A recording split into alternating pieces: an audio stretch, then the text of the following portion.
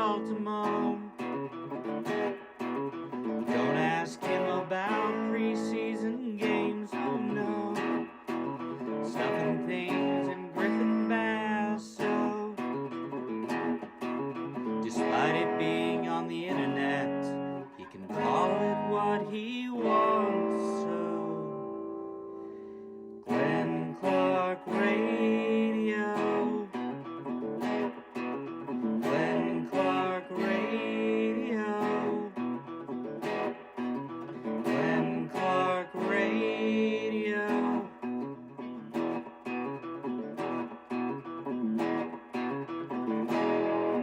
Duke sucks. And good morning. It is a Tuesday edition of Glenn Clark Radio. I'm Glenn, and he's Griffin. We got a special guest joining us in studio today. I know he's very excited. Joe Serpico, Pressbox Fantasy and NFL Draft writer with us this morning. Good morning, Joe. Good morning, gentlemen. Yeah, I'm happy to We need a little more Joe for sure. live up to my my lost bet here. Yeah, of course. We brought back the draft this year. If you weren't with us the day of the NFL draft, and the way the draft works is very simple. We all draft players that may or may not be selected by the Baltimore Ravens, and we did very good in the may not category this year. Could not have been better in the may not department. Odds are you're not gonna get Griffin. No, you say that, but you pulled up the year that I went like five for 9 or something. Well, you guys like all that. did good. You, KZ, and Paul all did like very well. Well, I don't think we all did well. Well, I think you all Paul at least definitely got had to eat a watermelon. yeah, but mustard you all like watermelon. at least got one person right, like one player. Did we right. really? I think so. Go back and look that up and see how we did on that, because I feel like that almost seems impossible that we would have done that well. So we how many picks did the Ravens make? They made 11 or Yeah, it was 11 picks. And we got 2 right. Combined. Yeah, out of 60 between players. the three of us, we got 2. 2 of 11. Now, the good news is I was handed the gun. I let Griffin choose. I said, Griffin, you put us in order Factual. of how you want this to go, because Griffin was the newcomer and Joe's the expert. So that's the way it works. Quote, Joe's unquote. the Yeah, Paul got Josh Raw. Or was he undrafted? He was undrafted. Oh, so that he didn't was count. undrafted. He did not count. Okay. Yeah. Well, then I guess you're right. Paul didn't get anybody. Yeah. How many? This was the last time we did this? Yeah. I'm scanning Paul's real quick. I don't think. Yeah. Yeah. I mean, Josh Raw still ended up on the team. He did end up on the team, yes, but it doesn't. He was an undrafted free agent. So. You got. Yeah. Ojabo, Likely, Falele, Linderbaum. Wow. So I had 4. You had 4 of 20. Yeah. 4. Well done. It's not bad. And then It's not bad at all. and And then- you know what the crazy part is? I was after you reminded me of that, I was like, that must have been a year where I got tipped off. I don't even know that it was a year. I'm pretty sure it was. No, a I year. went back and did So, that. I don't like, think I really had much information to work with. KZ got Charlie Kohler. All right, so we and I don't know how many picks they made that year, but we had 5 of them, 5 of their picks between the 3 of us and an undrafted free agent we came up with, which isn't bad. Yeah, we didn't do so well this year.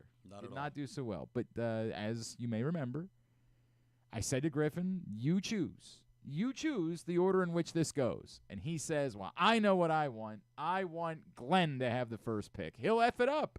And then he won't have another pick until the 6th overall pick, right? That's the way that snake works. He's going to screw it up. And I said, well, I could point the gun directly at myself, or I could point it right back at you. And I said, I'm going to point it right back at you. I'm going to go Malachi Starks. I mean, yeah, but I forgot that you were cheating, and I was cheating. Yes, Clearly, I was You cheating. have- The guy that everyone you have roots deep in that building. Yeah, roots deep in that building. They don't much care for me at the moment. That's unfair. Certain people don't much care for me in that building. Other people apparently love me in that building. It's a very weird. I have no idea what to make of it. But yes, everyone thought that Malachi Starks was going to be the Ravens' first-round pick. And wouldn't you know, Malachi Starks was the Ravens' pick in the first round, so I got my 1. Now, Joe Serpico had the next pick. And he had 19 more after that. Yes, he did. Once the kicker went off the board and it wasn't the right kicker, I knew I had no shot. Essentially, that was the final. Really gonna be tough. Okay, I knew they were taking a kicker. Yeah, we but did draft a wrong couple one. of kickers, but we did not draft Tyler Loop in our draft, and so Griffin, in what round did you take Mike Green? I got Mike Green with my 7th pick, 6th pick, Sixth pick. 6th or 7th pick. Yeah, Certainly not thinking he was going to be their pick at 61, or whatever. 59. 59. Yeah. 59. Did not expect that to be the case, but I always vaguely remember him almost talking himself out of it too. right, Yeah, like yeah, there's no way I he's was like, fallen to ah. 20s. He's not falling all the way I was that probably far. sitting there. No one said Mike Green yet, right? I don't right. think that's. Well, indeed, Throw it in there. Mike Green in the second round, and so Griffin got a point, and of Right. course, Joe, you got 0. none. 0, no points. So it wasn't a high-scoring draft, but the point isn't to win. The point is just not to lose. And so because of that, this morning, Griffin has a lot of materials that he has brought with him for this. Yum. Do you keep a blender in a box? He bought it just for us. What is this? This is the Aaron. Hand blender, huh? I don't think that's a good idea. I think that's a terrible idea. Wait, did you go out and purchase this? Okay, I was gonna say because I don't like to. I don't think that was. I was gonna expense that. So Griffin, the debt that Joe Serpico owes to us for losing the draft is we kept up the Miami baseball theme because after they did the cheesesteak milkshake that Jeremy Kahn came in here and enjoyed recently. I think I would have liked that more as a Philadelphian. No, Jeremy didn't do that. John Proctor did the cheesesteak milkshake. Jeremy did the mayo dogs. That's correct. After they did that, for Masters Week, they did a pimento cheese sandwich milkshake. Now, I'm going to see if Griffin could get all of this. The way that I am to understand the pimento cheese milkshake working is that it is the pimento cheese milkshake consists of vanilla yogurt, vanilla ice cream, vanilla syrup, pimento cheese, and potato chips, then topped with a pimento cheese sandwich. So what order are you intending to make these things? Are you going to make the sandwich first and then... Why are you doing it right here in front of me? Why? Are you trying to get it like some of the particles on me? Is that the idea of this? Your hand blender thought is. Yeah, I'm confused with his hand blender. Yeah, right. Like I don't know how I feel about any of this. As Griffin comes a little bit closer to me. No, I mean do whatever you're gonna do. I mean I just don't. This water is literally to wash this stuff down with. Oh, easy over there. This can't be that bad. That Miami baseball was making it, right? Like they seem like they know what they're doing. Joe, are you a pimento cheese man? I know you're an Italian. That's not really an Italian concept. I mean, I like all cheeses. Yeah. I was saying before, I don't know if I've ever had pimento Truth be told, cheese. I like all cheeses, but I don't actually love pimento cheese. It's also a big thing in Louisville. When I used to go down there for the Derby every year, I remember my wife's aunt and uncle making us pimento cheese sandwiches and me saying, yeah, I'm good. This isn't really a thing.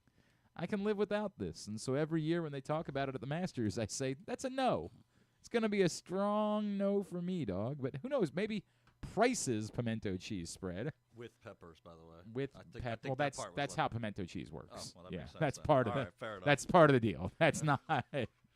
Like, Shows you how much I know about not pimento really cheese. going to be pimento cheese without it. Oh, that's already off to a beautiful Thought looking that Griffin was just getting the worst pimento cheese. I don't know. No, It's like that's those hummus out there. You know, they add what's it called in there. I thought maybe this was the same. right, case. makes fun of dessert hummus, man, but dessert hummus is really good. Admittedly, I don't make a lot of milkshakes, so I don't know. And definitely you don't know make what? these. And you know what? I think it's better that we don't know what we're doing, if I'm being completely honest. I think that helps. Do you have vanilla syrup? No,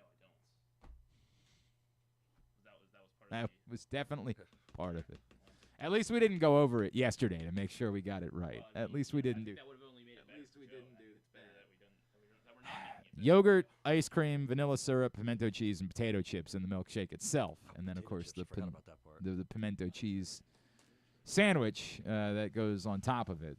And I look forward to the pimento cheese. I mean, what do you think it smells like? Well, that's what I didn't know. Oh, have you never had pimento cheese in your life? Well, yeah, Joe and I were talking about the Yeah, you can't. You're not talking into a microphone. Yeah. So. the Chick-fil-A pimento sandwich. Oh, that's right. They did do the pimento sandwich at Chick-fil-A. That is the only time too. I tried thought that That's was it. fine. It was just fine. As Chick-fil-A products go, it was okay. So we're Pimento cheese. And we, of course, have no idea how much of all of this stuff goes in. Yeah. And that, again, I'm in favor of. I'm in favor of the fact that we have no clue. I think that makes it better. What are we doing? Yeah, sure, why not? Why not? We'll call it that. We do need some for the sandwich, too, obviously. Yeah. We can't use all of it. You need to put the potato chips in. Yeah, what are you doing, man? Come on. So this is what we're doing. Live play-by-play of Griffin making a pimento cheese milkshake. Yeah. Yeah, sure. Yeah, maybe. Although Proctor had the whole thing. I just realized that we didn't try it. There we go. Well, Look at that. That looks great. That looks like breakfast. Probably should have put those in first in hindsight. We're going to crush those down, and this is definitely going to get All over us, everywhere.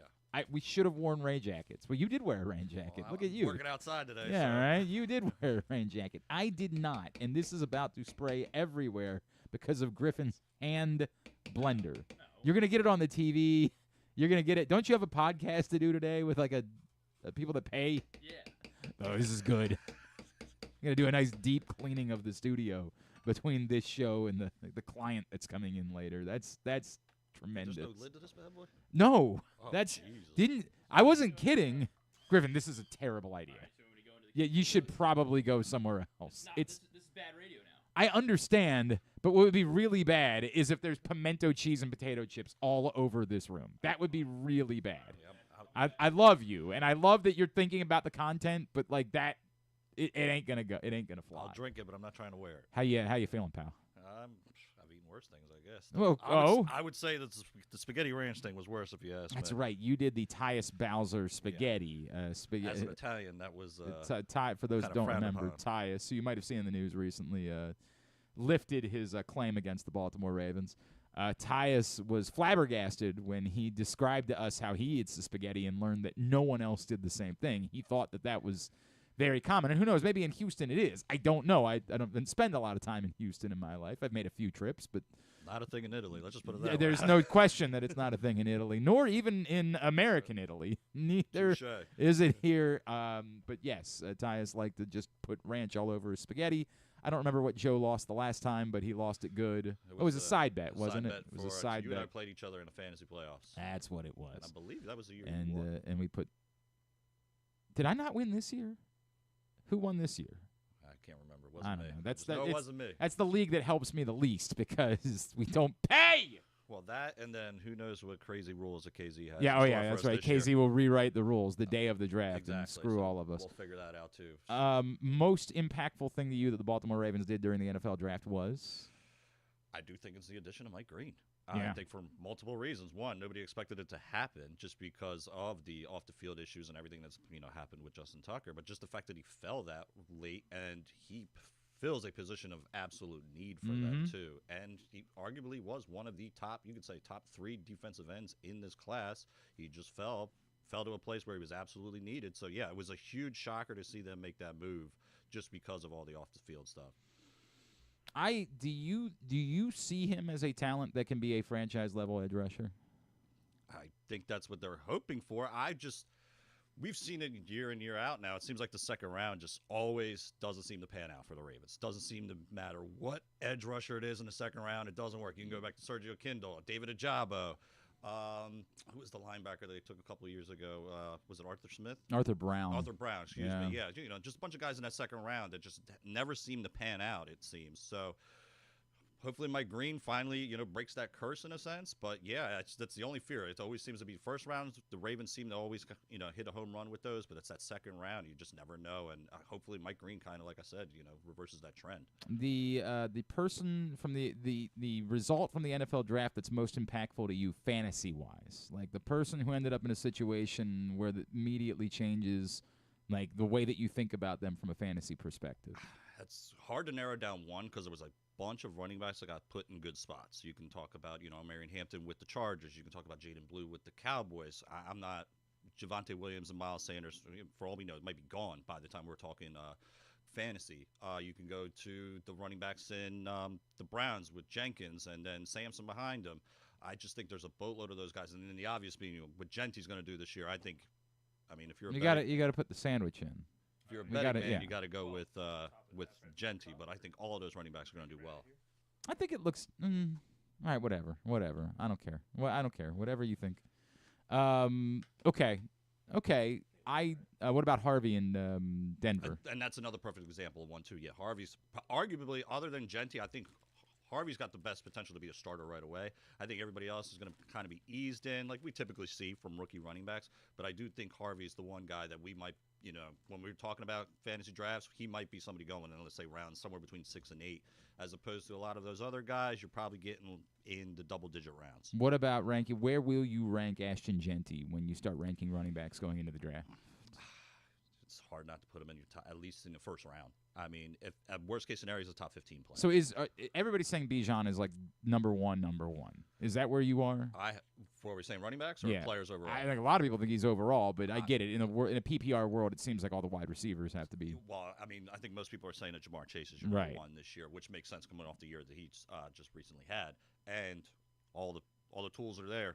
There's nobody to double team him still now that T. Higgins is back. So I think, he is absolutely still your number one. But yeah, I would say probably Bijan's your one.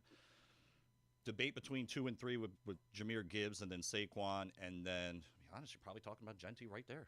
Because there's nobody in competition for the Raiders that go against him. Let's face it, the guys they had last year, Zamir White, I don't even know if he's still on the roster anymore. You're not worried about Abdullah. Genty's going to come in. He's going to be an instant home run threat for them. So he is that one guy. If you do like Dynasty and you're that number one pick, you are a very happy person to land him. All right, so we'll talk more about we'll get a little more fantasy conversation as Joe's here this morning. But before we do that, is that the way it works? I don't know. Is that what it looked like in the picture? Oh, just in order to fit. I understand that. Griffin's made the pimento cheese sandwich that goes into the milkshake. This is like Mom asking you how you like your sandwich cut. How do you like your sandwich cut, bud? So Griffin's cutting the pimento cheese sandwich to then put it into the milkshake. Now, what we couldn't decide is if we should put it into the blender milkshake or if he should put it in the cup and then, I guess maybe into the cup, I guess. I don't know. Whatever you guys want to do. But I kind of like the idea of him drinking it out of the blender, if I'm being honest with you. Let's get this ready. Like, let me have, like, a spoon's worth so I can just try it. But I kind of like the idea of him drinking it straight out of the blender and not out of the cup. That's for me? Yeah. All right, you're going to get one for you? Yeah, get one so you can try it. This looks... I mean, this looks awful. Yeah. Like, if I'm being completely honest. That looks... There's a lot of vanilla, so it doesn't smell like... Yeah, but there's no vanilla syrup. We did forget that part. That part we didn't get right. So sorry about that. Now, we need to get pictures of the actual product. Yeah. Yeah, there we go. There we go. I just want to see how far that sinks down there. Get photographs, like looking over top of it. Oh, that's smart. Yeah, get some more chip garnish in there. Yeah. Maybe that'll hold that thing up. I don't think it's going to. That one looks like it's going to go. What, did you lose your phone? Oh, for God's sakes. I mean, I got a little bit of vanilla. It's actually not bad, but I haven't tasted this cheese yet, so we'll see. Here we go. Yes, for the correct. Got to make sure it looks good. Oh, yeah, we got paper straws. Smart. I didn't even know that. What? Oh God. Why do we have paper straws? I mean, it's going to taste awful. I thought we fixed that. I thought we made America great again. What happened to that? We good? If you were expecting a smile before eating this, that's not happening. The thrill that Joe has on his face. All right, let's just get. Why are we not putting both parts of the sandwich? Is your idea to drink the milkshake first or to eat the sandwich first? We're gonna drink it first, and I guess I'm gonna take a bite out of it. We'll see how it goes. I guess we should have him eat take a few sips. Finish the sandwich that's in there, and then we can dunk the other half of the sandwich. Yeah, because the other part of the sandwich should be dunked in milkshake. That is important. Straw is not working. Well, you don't need the straw. You You can just drink from the blender. It's okay. Like, that's fine too. We can wash the blender afterwards. Actually, surprisingly not. Oh, shut up. Surprisingly not bad. Oh, shut up. I was getting worried because there's a lot of vanilla. Like, it's vanilla yogurt, that's which what by it is. itself, It's all vanilla. That's all I taste. I don't really taste cheese. I need a spoon. It's not working this way. It's just sticking to the bottom. I'm going to need a spoon in order to consume this. Let's try this. Yeah. Mm-hmm. It's all vanilla. Oh, God damn it. I can eat this. Oh. Yeah. Christmas is ruined. Cancel it. It just tastes like Cancel vanilla. Christmas. We're not doing Christmas anymore. You're going to go see your other dad. No. Hold on. Here we go. We got a little pepper here. Yeah. Maybe changes it. But no, it tastes like vanilla. I don't know. It's chunky and not. I mean, it's disagree. chunky, It's like the texture and doesn't seem. I don't care for the pimento cheese flavor. It just doesn't do it for me. I don't care for it. You know, it kind of tastes like cheesecake almost. That's what. Yeah, there you go. Yeah. That's a good way to describe it. I understand what you're saying. Yeah, I'm not gonna seek it out. Well, maybe. No, stop it. All right. Stop it. Moment of truth. Yeah. Yeah, that'll be the ew. I love that. We should have gotten a picture of that. But you're right. You know what? It does taste like a cheesecake. It's actually not that bad at all. Well, I've had worse things. I hate it here. Maybe Miami baseball knows what they're doing. This is on the heels of Proctor really no selling the cheesesteak milkshake. On the heels of like John Colson racing in here to try to have some of the mayo dogs. I gotta be honest, it does taste a lot like cheesecake, It does. and I kind of like that. I kind of like cheesecake. hate it here. Well, enjoy. You're welcome. Just came over here for a Does- I delicious I came over here breakfast. for breakfast. There you Can go. we God. can we pitch a new cheesecake flavor to Cheesecake Pimento Factory? cheesecake? Yeah, Yes, right? Pimento cheesecake. Might be onto something there. You probably already have. Maybe I it if didn't put had it. enough pimento. You still cheese have to in it. I consume the don't whole know. thing. But Just like, how because it's that- good Get there, I'll doesn't get mean there. that we're going to let you bail and just It's, say, like, it's a we lot tried it. going on It's here. good. It's good. Yeah, I know. That's the idea. The idea is at some point, like, there's a certain bite that makes you say, nope, it has turned.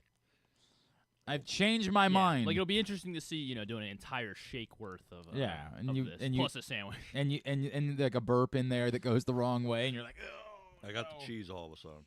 Yeah. Yeah, it's the peppers do change it a little bit from that what you think is pleasant part of it. God damn it. Hate it here. Hate it here. All these ideas we have. Speaking of lost Remember we pets, made Andrew Stecca eat a tarantula once? He had to eat a tarantula. Now these guys are in here having breakfast. Just coming in and enjoying their day. I had to eat bull balls. Bull balls! when do you have to Yeah, eat yeah. the, Ask him. He's in charge of that department. Don't you have to Ask eat that him. sardine Oh, thing? yeah. Ask him Yeah, how yeah, that's we're- going. When- when is that? We'll work on that. Yeah, will we? The Orioles are bad. I'll have plenty of time to focus on it now. Yeah, that now is the time I you're know going to a start. lot of paying. people that are looking forward to not just that, but seeing you get Hey. your ass kicked. Oh, oh, that's hot in the streets. People enjoying the idea of John Rollo beating my ass. Great. I don't know what I did to everybody. I don't know why that's something that you're looking forward to. But You know what you did. what did I do? Come on. I don't know what I did. All right. So give me your. We're looking ahead, right? We're looking ahead. We talked about rankings. You said Jamar Chase #1 overall. If you laid out a top 10 overall at the moment, what would your top 10 overall look like going into the 2025 season? Like I said, we started with Chase. Probably Bijan would be there at #2. Jahmyr Gibbs, Saquon Barkley. Those are probably my 3 and 4. I'm going to blank on a receiver. I have to probably put Puka Nacua up there, even though I was very heavy against him last year, but the way he turned it on was just phenomenal. Ashton Genty's got to be up there. CeeDee Lamb's got to be up there. How many have I said so far? I don't know. I thought this was your top 10. I'm trying to think who else would be up there. I'm always a big fan of A.J. Brown, so he'll be up there. Why am I blanking on all the receivers? Who else finished top 5 last year as a receiver? There's CD for sure. There was Chase. Amon-Ra? There you go. That's a perfect example of one right there. Yup. And then I don't think any of the receivers that came out this year, I wouldn't want any of them. Wow. Wait. You mean the rookies? The rookies. I wouldn't want any of those receivers. Wait, walk me through that.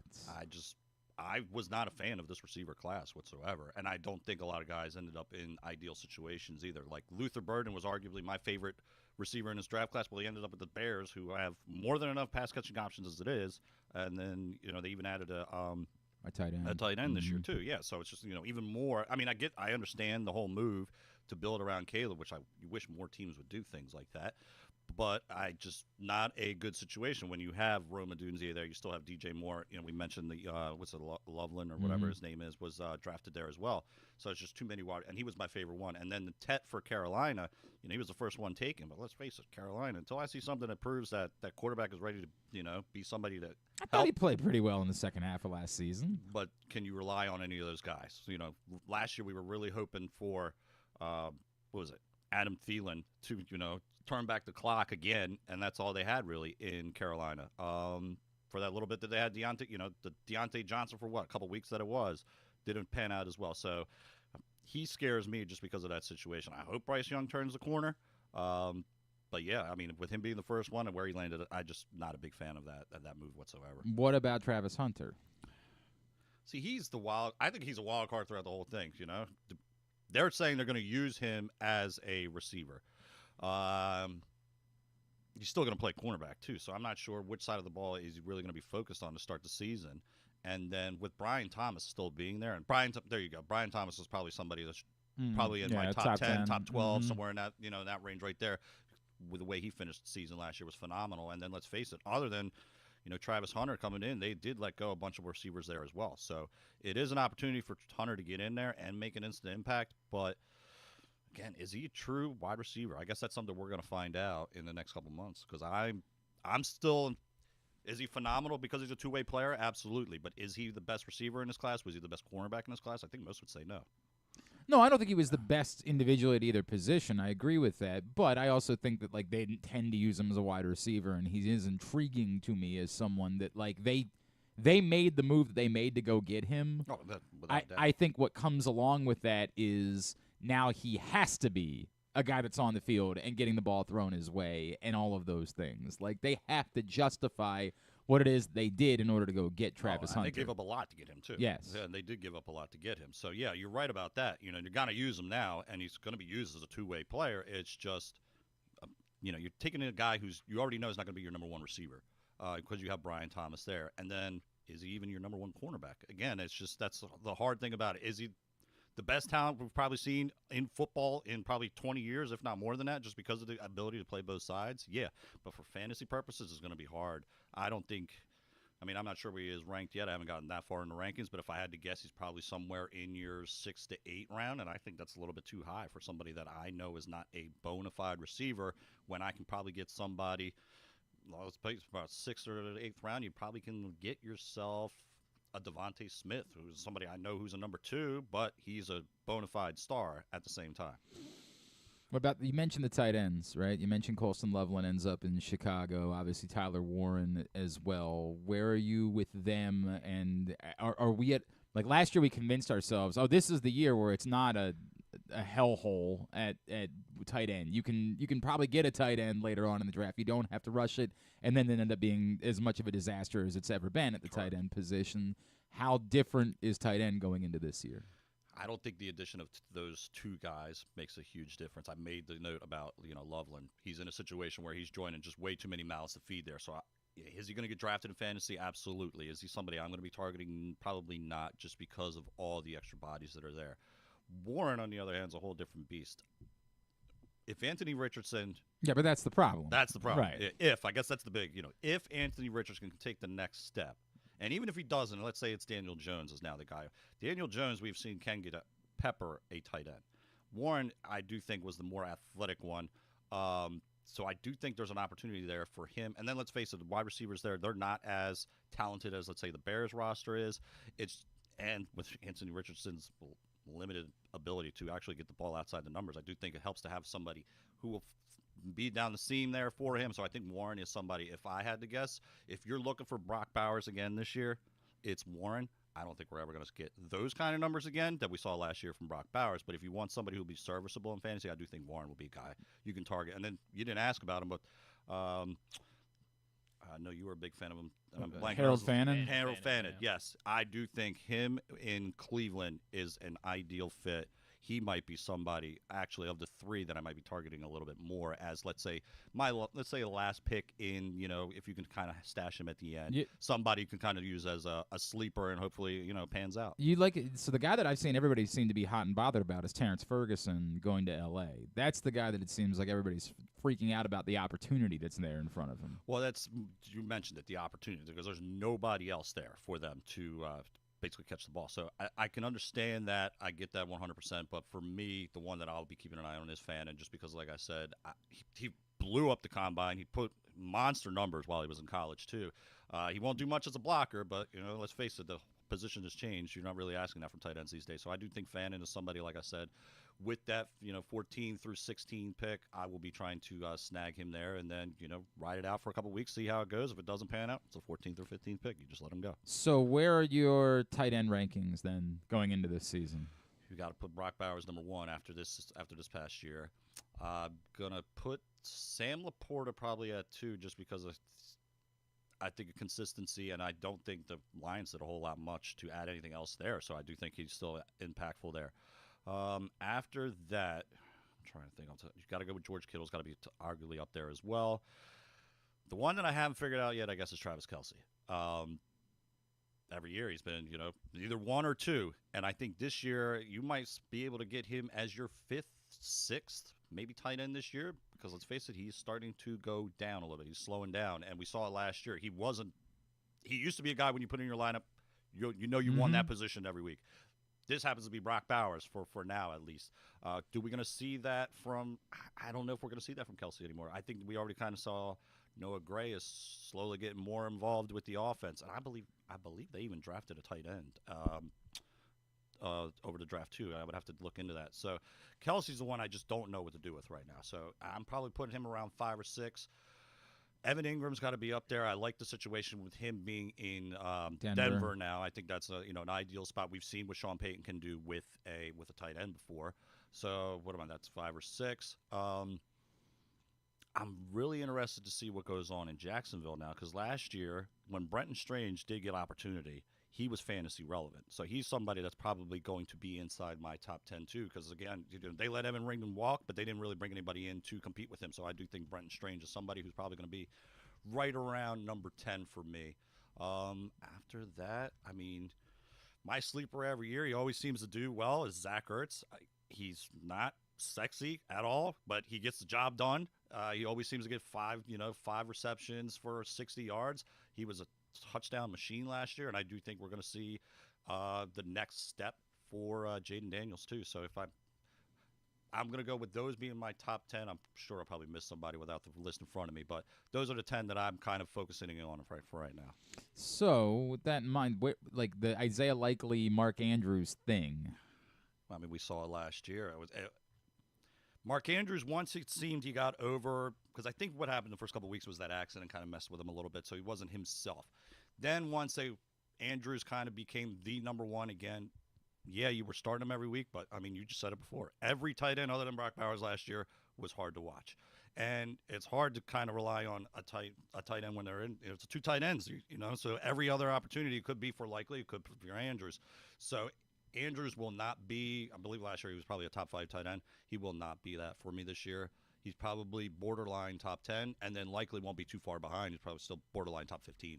I think that's how they kind of finished last year, and I think it makes sense to kind of go that route again this year. I think the issue that you have going into drafts is how many viable starting tight ends are there, and like trying to do the math on when this guy goes, when do I have to make my move for a tight end, because you're about to run out of legitimate starting tight ends that you can rely on as the season goes on. Absolutely. I mean, I think we talked every week last year about what are we going to do with tight end, because if we could not figure it out. And every week it was just, let's try this guy, let's try this guy, let's try this guy.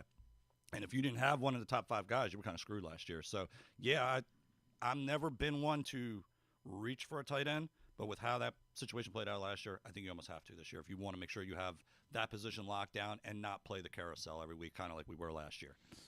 All right, let's allow Joe some time. We got to make sure that we're being fair to him and his consumption that he has to do this morning.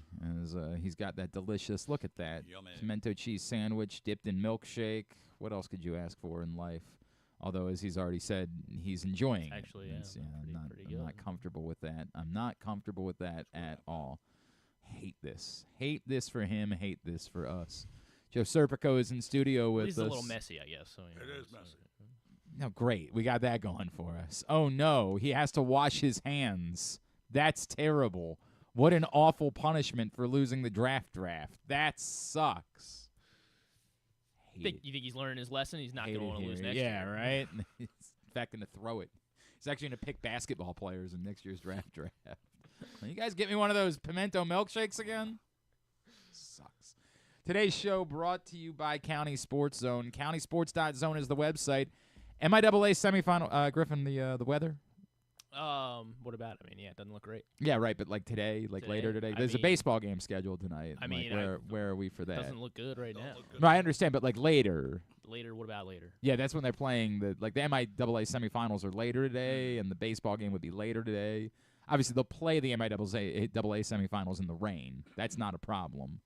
the baseball game, they can't do that. It's not looking good. No? No, No, it looks not like it's today. going to be this pretty much all day. But just rain or just storms? rain. No storms. No storms. Just Yeah. rain all day. Just rain, steady rain all day. Interesting. Well, I don't see any. okay, the good news is they can play lacrosse in the rain. That's the good news for everybody that's headed down to Annapolis tonight for the MIAA semifinals. You can find out more by going to countysports.zone. That song, playing lacrosse in the rain. Is that what they? That's Is how that it how the goes, right? song goes? I think so. I did not realize that. That's crazy to me. I had never heard that before. Anyway, what the hell just happened there? Yes, the you can find out more about the MIAA semifinals. Countysports.zone. It's proudly sponsored by your local Toyota dealer and buyatoyota.com. Joe keeps working on his pimento cheese milkshake. We'll talk a little bit about the Need help, Joe? NBA. No. Oh. He still has to consume the whole thing. Griffin's going to go home and make himself a pimento cheese milkshake. He's going to make a pimento cheese cheesecake. Maybe we just do that and try it tomorrow. Maybe that's the next step in this process is just see, right? Like, see how good it is. Bad with pimento? Have you ever baked before? Is that something you've ever done? Me, no. Yeah, I've never really been a baker myself. I've never attempted it. All right, we'll come back in. We'll talk about the NBA playoffs from last night. Kind of a dud. I mean, I guess the first game was good. And the Stanley Cup playoffs. Oh, yeah. Right, and for the the draft hardcore. Oh, yeah, the lottery. hardcore DC sports fans About like the Griffin. worst, I don't know, 3 The minutes. guys. Hey, man. Our vaulted DC. But you still have sports Jaden history. Daniels. Like, you're good, right? Yeah, but we keep 6 months before we see You're him. good. You're good. We'll talk about This it is all. 3. We'll talk about it all next. Glenn Clark Radio. Discover luxury without limits at Live Casino and Hotel Maryland. This April, unlock a world of high fashion delights and exclusive style. Earn entries daily starting April 1st and join our drawing on Friday, April 25th. 19 will win up to $2,000 in cash and free play. And one grand prize winner will take home a curated Versace homeware collection. At Arundel Mills, must be 21. Please play responsibly. For help, visit mdgamblinghelp.org or call 1-800-GAMBLER. Driving in Maryland? Did you know an Easy Pass from DriveEasyMD.com can save you time and money? Of course you did, because you are a thrifty driver. An antenna reads your Easy Pass transponder and automatically deducts the toll from your Easy Pass account. Learn more at DriveEasyMD.com. What makes the Costas Inn so special? This is Stan the Fan telling you that it's the people that work for you, cooking and serving. But that menu is also special with a capital S. Soups, salads, the raw bar, pasta dishes, seafood specialties, and entrees like the Costas combos, steaks, chops, ribs, amazingly delicious meatloaf, and all manner of delicious filling sandwiches including pit beef and turkey and subs. Of course, the steamed crabs are as good as you can get anywhere, and they serve them 12 months a year. The crab cakes are out of this world. Costas is open 7 days a week for lunch and dinner at 4100 North Point Boulevard, and coming soon, very soon, Costas in Timonium at the OTB Parlor at Timonium Racecourse. We'll get you the opening date real soon. Gambling can be a fun and entertaining experience, but there are risks involved. If you're planning on betting on the game at the casino or on your phone or computer, know your limit, stay within it. Set a budget and a time to stop. Remember, gambling isn't a financial solution, and it doesn't mix well with alcohol or drugs. Know the risks and have a plan before you begin gambling. For free and confidential services, call 1-800-GAMBLER 24/7 or go to helpmygamblingproblem.org. Want to improve your golf game or learn to play for the first time? The Baltimore Golf Academy has fun, instructional programs for the beginner golfer to everyday players. The Baltimore Golf Academy can take your game to the next level. Enroll today at baltimore-golfacademy.com. Whether your focus is luxury and comfort, convenience and technologically advanced connectivity, or sporty performance and aggressive styling, we've got the perfect Highlander for you. Check out buyatoyota.com for deals on new Highlanders from your local Toyota dealer today. Coming back in here with Glenn and the other guy, Garrett, whatever his name is. You know who they are. All right, back in here on GCR as we continue along on a Tuesday edition of the show. Glenn, Griffin, and Joe Serpico just enjoying a breakfast, just sitting around having a tasty milkshake and sandwich and loving life.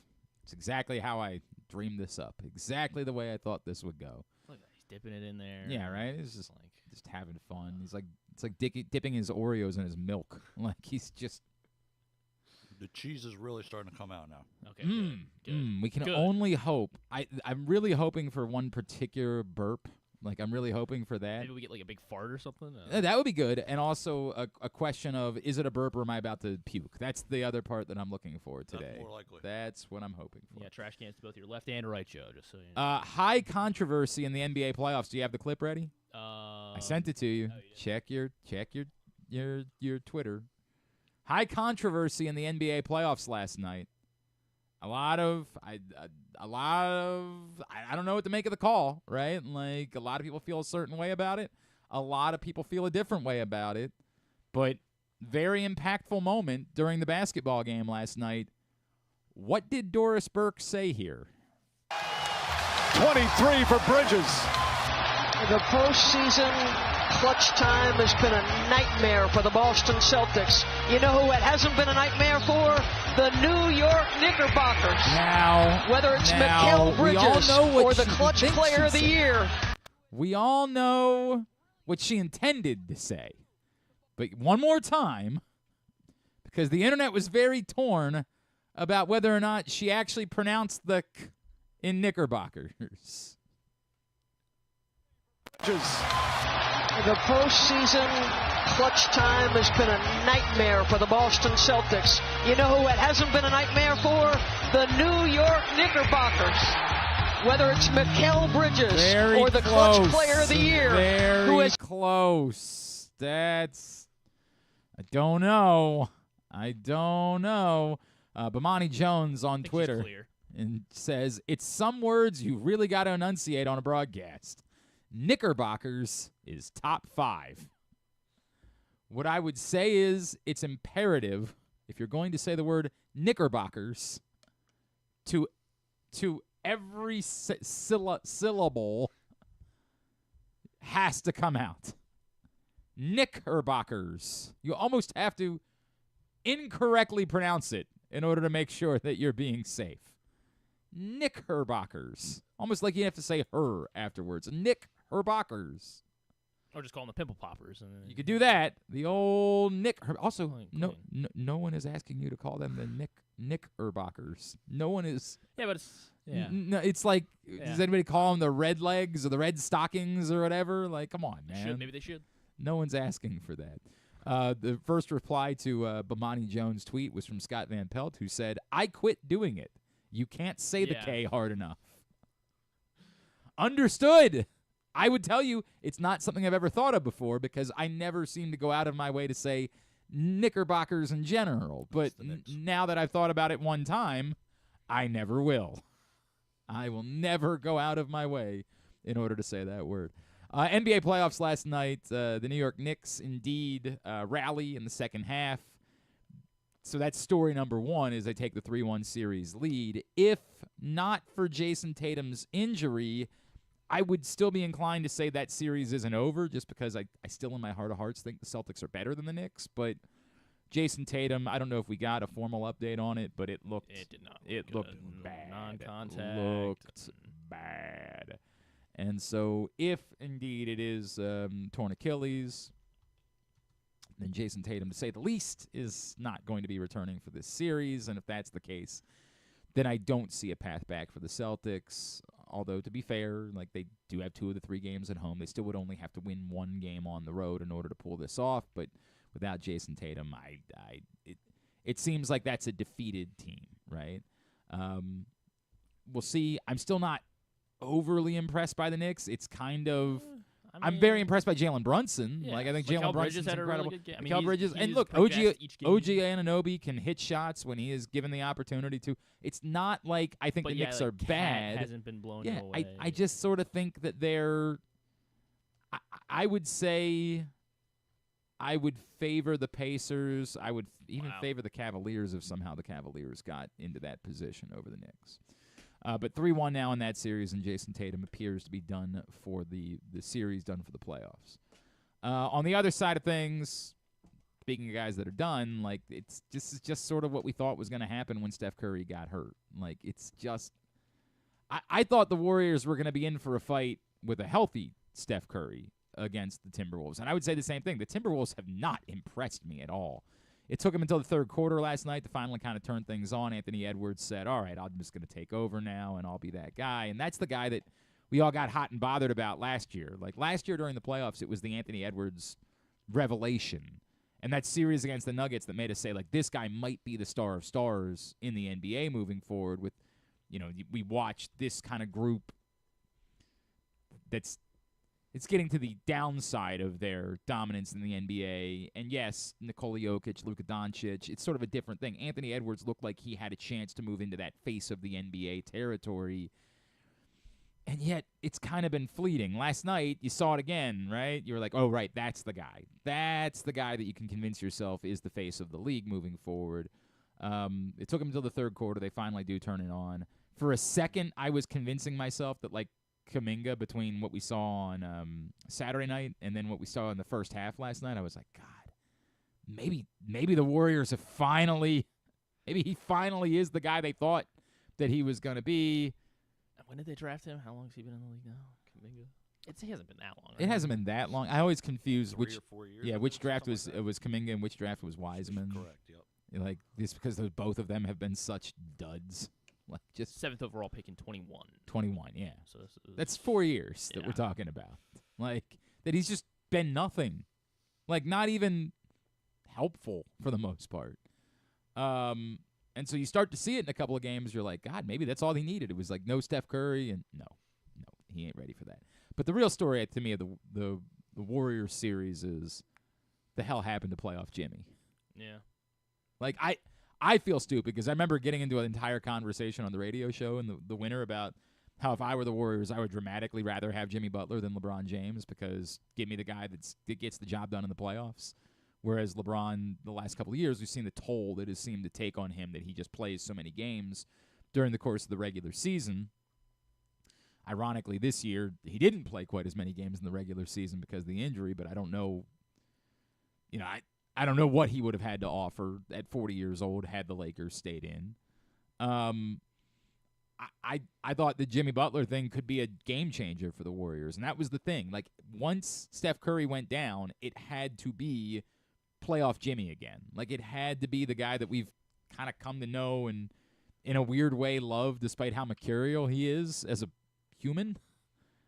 And we haven't seen that at all. Like, there has been no playoff Jimmy. He's looked lost out there. So, Steph Curry not expected to be back for Game 5.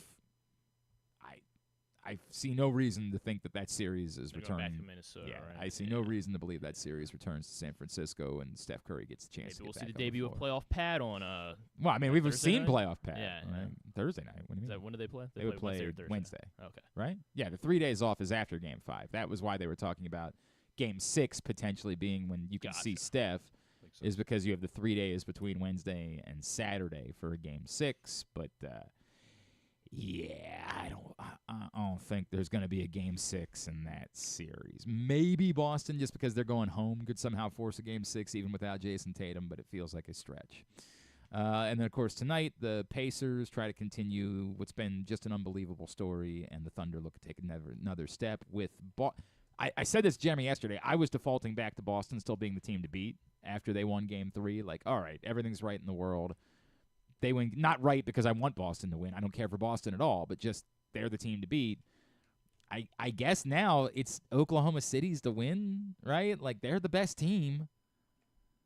It's just that we've never seen them do it before. So down to minus 105 to win the finals. Give me the whole.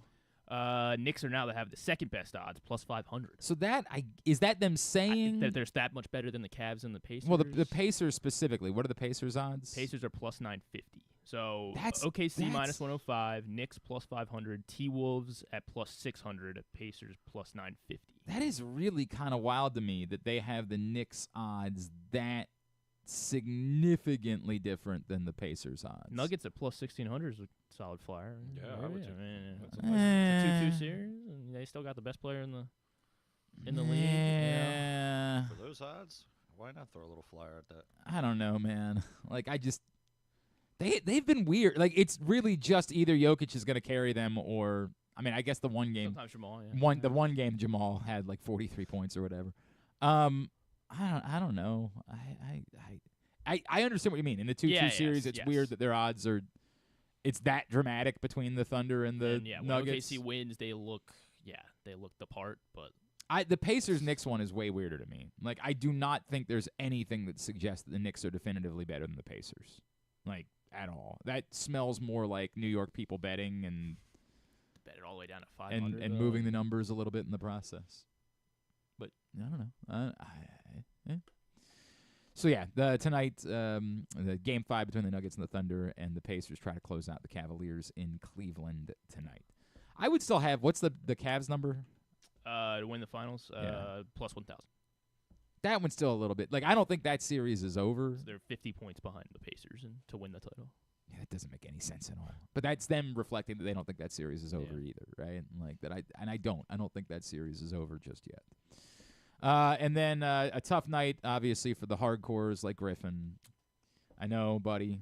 First of all, I want you to know that I love you. Thank you. I want you to know that I was thinking of you. Thank you. And you said you wanted Derek Queen, and I mean, so I do look want at Derek how Queen. this works out for you. It does kind of line up Now, me solidly personally, there. I hope to high hell that Derek Queen is not cursed with having to go to that godforsaken franchise. I pray We'll get the, that if he falls to 16 before he ends up going at number 6 we'll overall. get the Bub Carrington, Derek Queen. Yeah, the duo. old Baltimore combo. Yeah, that'll it be- sounds great and all, but no, I hope that's not the case for him.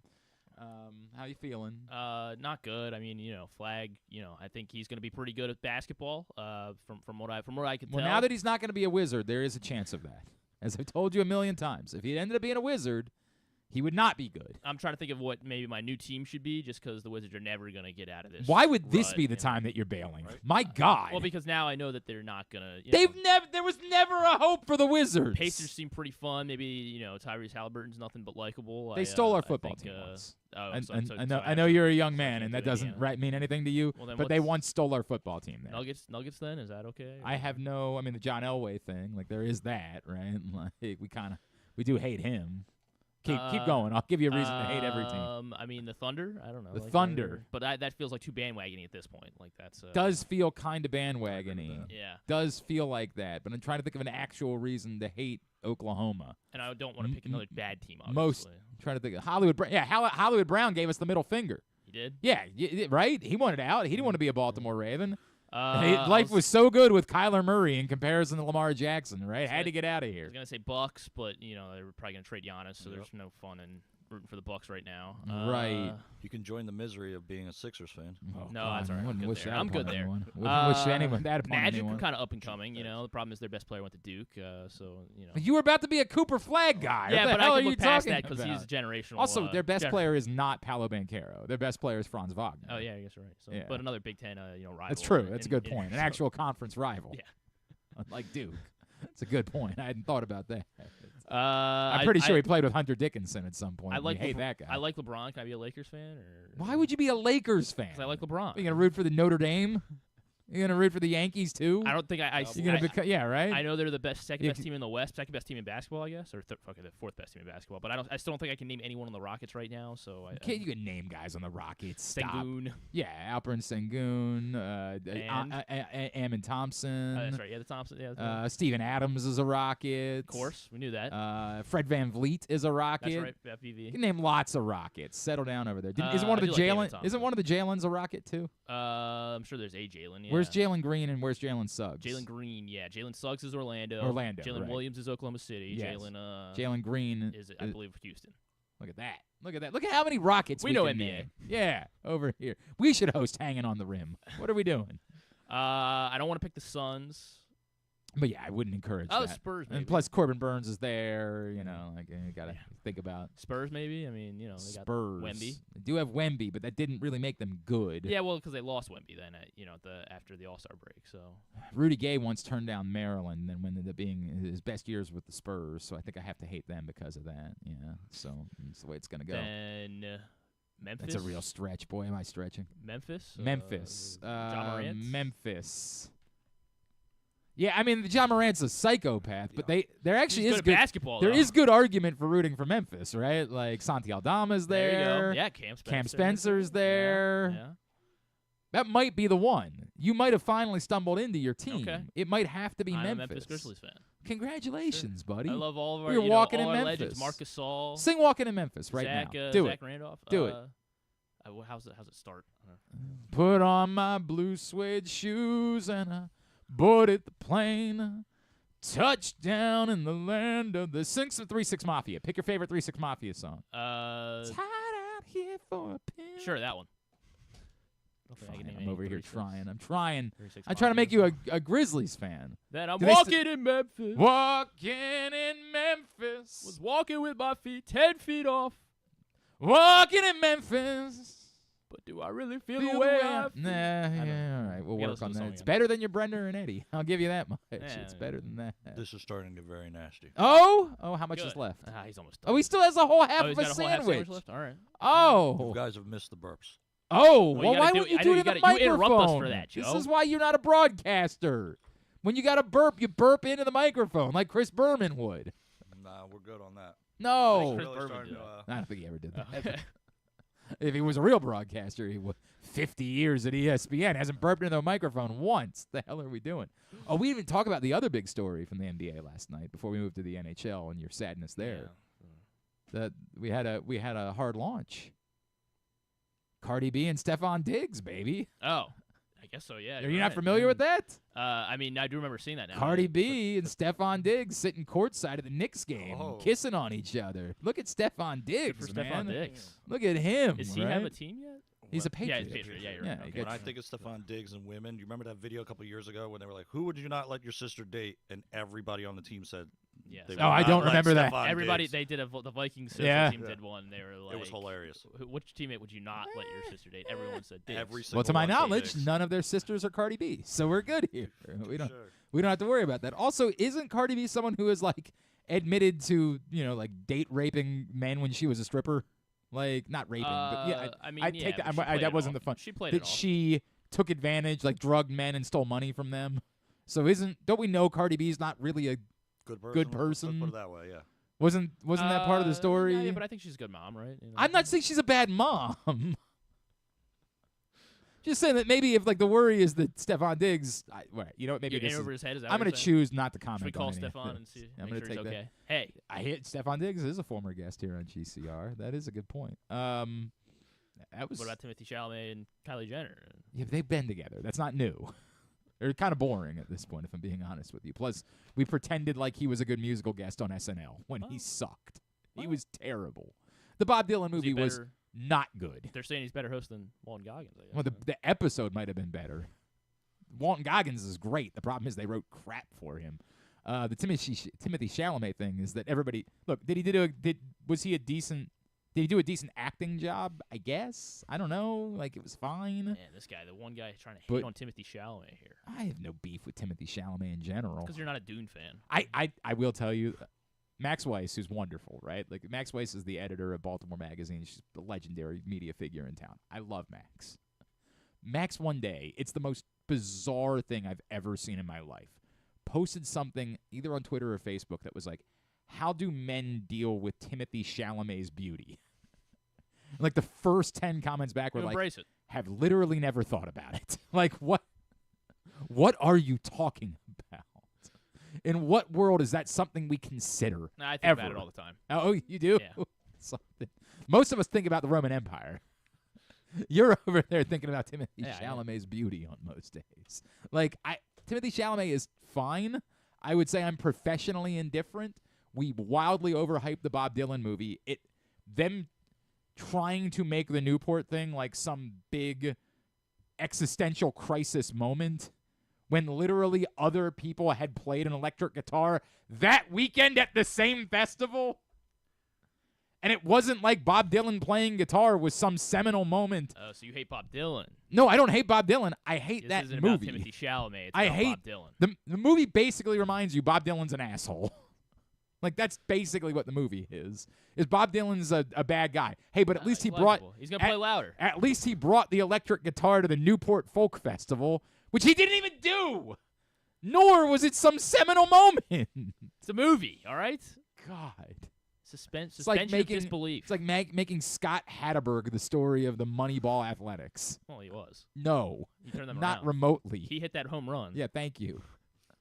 I tell you Off the what, bench. we're going to make a movie about the Billy Bean Athletics. Oh, so it'll be about how good their pitching was. No, we're barely going to mention that. Yeah, they had the guy that believed in God and threw from down here. Yeah, threw underneath the they table. had that. They had Tim Hudson, Barry Zito, and Mark Mulder. They didn't win anything, despite the fact that they had the best rotation in baseball. I mean, they won 21 games in a row. They started 3 times those guys. Yeah, I know, right? Bums. I'll never get over the Moneyball thing and the way that it shaped the way we think about baseball and like how everybody needed to become Moneyball. I'm like, right, they had the best pitchers. Do you want to win? Have the best pitchers. You're going to have a shot at winning. You know what they didn't do? Yeah, but the movie was good. Win something. The movie was really good, though. Yeah, it was fine. Fine? It was fine. Like one of the best movies ever made, probably. No, it was certainly not that. It was not remotely. I'm going to go in the fine category. It was like fine. Citizen Kane, Moneyball. Yeah, right. It was a Jurassic fine, Park. It was fine. That's what it was. We still have the shaking the Episode 5 Star Wars. Yeah. Yeah, that's exactly. That's the list. That's the top 4 list. right there. Episode that's the 5 Mount is your. Rushmore. That's the Mount That's Rushmore. your go-to. What is that? Return of the Jedi. Empire Strikes Back. Empire Strikes Back. That's Return right. of the Jedi is the 6th one. That's right. Thank you. I appreciate that. Yeah, thank you for setting me straight. You're welcome. Very nervous about it. You okay over there, bud? Oh, that's not sitting well. Is the milkshake finished? The milkshake's pretty much done. Okay. I feel like you should have to scrape Yeah, the you're gonna have sides. to scrape I a feel little like you bit. should have to do Yeah. that in order to really finish this. It's starting to hurt a little bit. Let's Good. put it that way. Oh boy, Man. a little bit too much cheese. Yeah. I wouldn't. Too much dairy for somebody I who was doesn't gonna. usually do dairy. Yeah. I was Yeah, that's gonna the- say. Here's the good news. Nobody else is in the office right now, so when you need to hit, you can use that bathroom. Oh, it's going to happen. When other people end up having to use, like during the day, when other people come into the office, we end up having to walk to a different building if we need to go that type of bathroom. If we're going, as Mike O'Mara would say, big potty, we end up wandering over to the main. And it's sort of known, like, I'm going to go for a walk. Like, I know what you're doing. You're pooping. That's the way that it works around here. You okay? He's making faces. Doing now. great. You're doing great, Like I Joe. said, it's getting worse by the minute. Let's put it that Is way. there any It's getting warm. That's part of the problem. Is there any chance of puke? Is there any chance of Uh, that?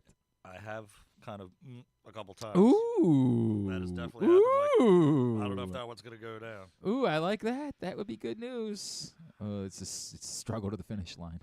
And we even helped a look at little that. bit. We even I know, consumed yeah, some of we the both had a milkshake for you. teaspoon. Yeah, right.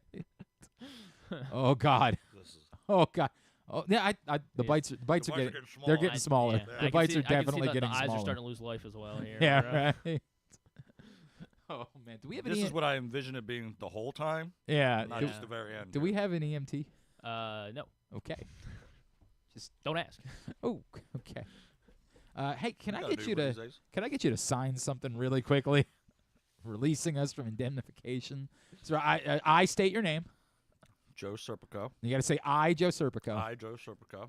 agreed to participate in this on my own volition. I don't know about all that. No, no, Joe, come on. no. I'm here by choice. I did show up here today. There we That's go. a fact. There we go. That's a fact. No one. We thought about kidnapping him and dragging him. John here, and but- Little Rock's talking smack too. He says, "How is the draft expert losing to you two schmucks?" That's a great point. For what it's worth, what do we know about anything? Anything at all? Air Yeah. quotes expert. Let's Yes. emphasize You're that. the one doing all the draft content. He said apparently our pimento cheese is no good. He says y'all have terrible pimento cheese up there. You don't have real pimento I cheese. hear Store bought you. pimento cheese is usually crap. But I tried pimento cheese in Louisville, and I'm saying it just didn't do anything. Oh, it's like for me. it's like a Louisville thing, or it's No, like it's Midwest. it's a southeast type of thing. It's but Louisville's weird because is it the South? Is it the Midwest? Like I don't.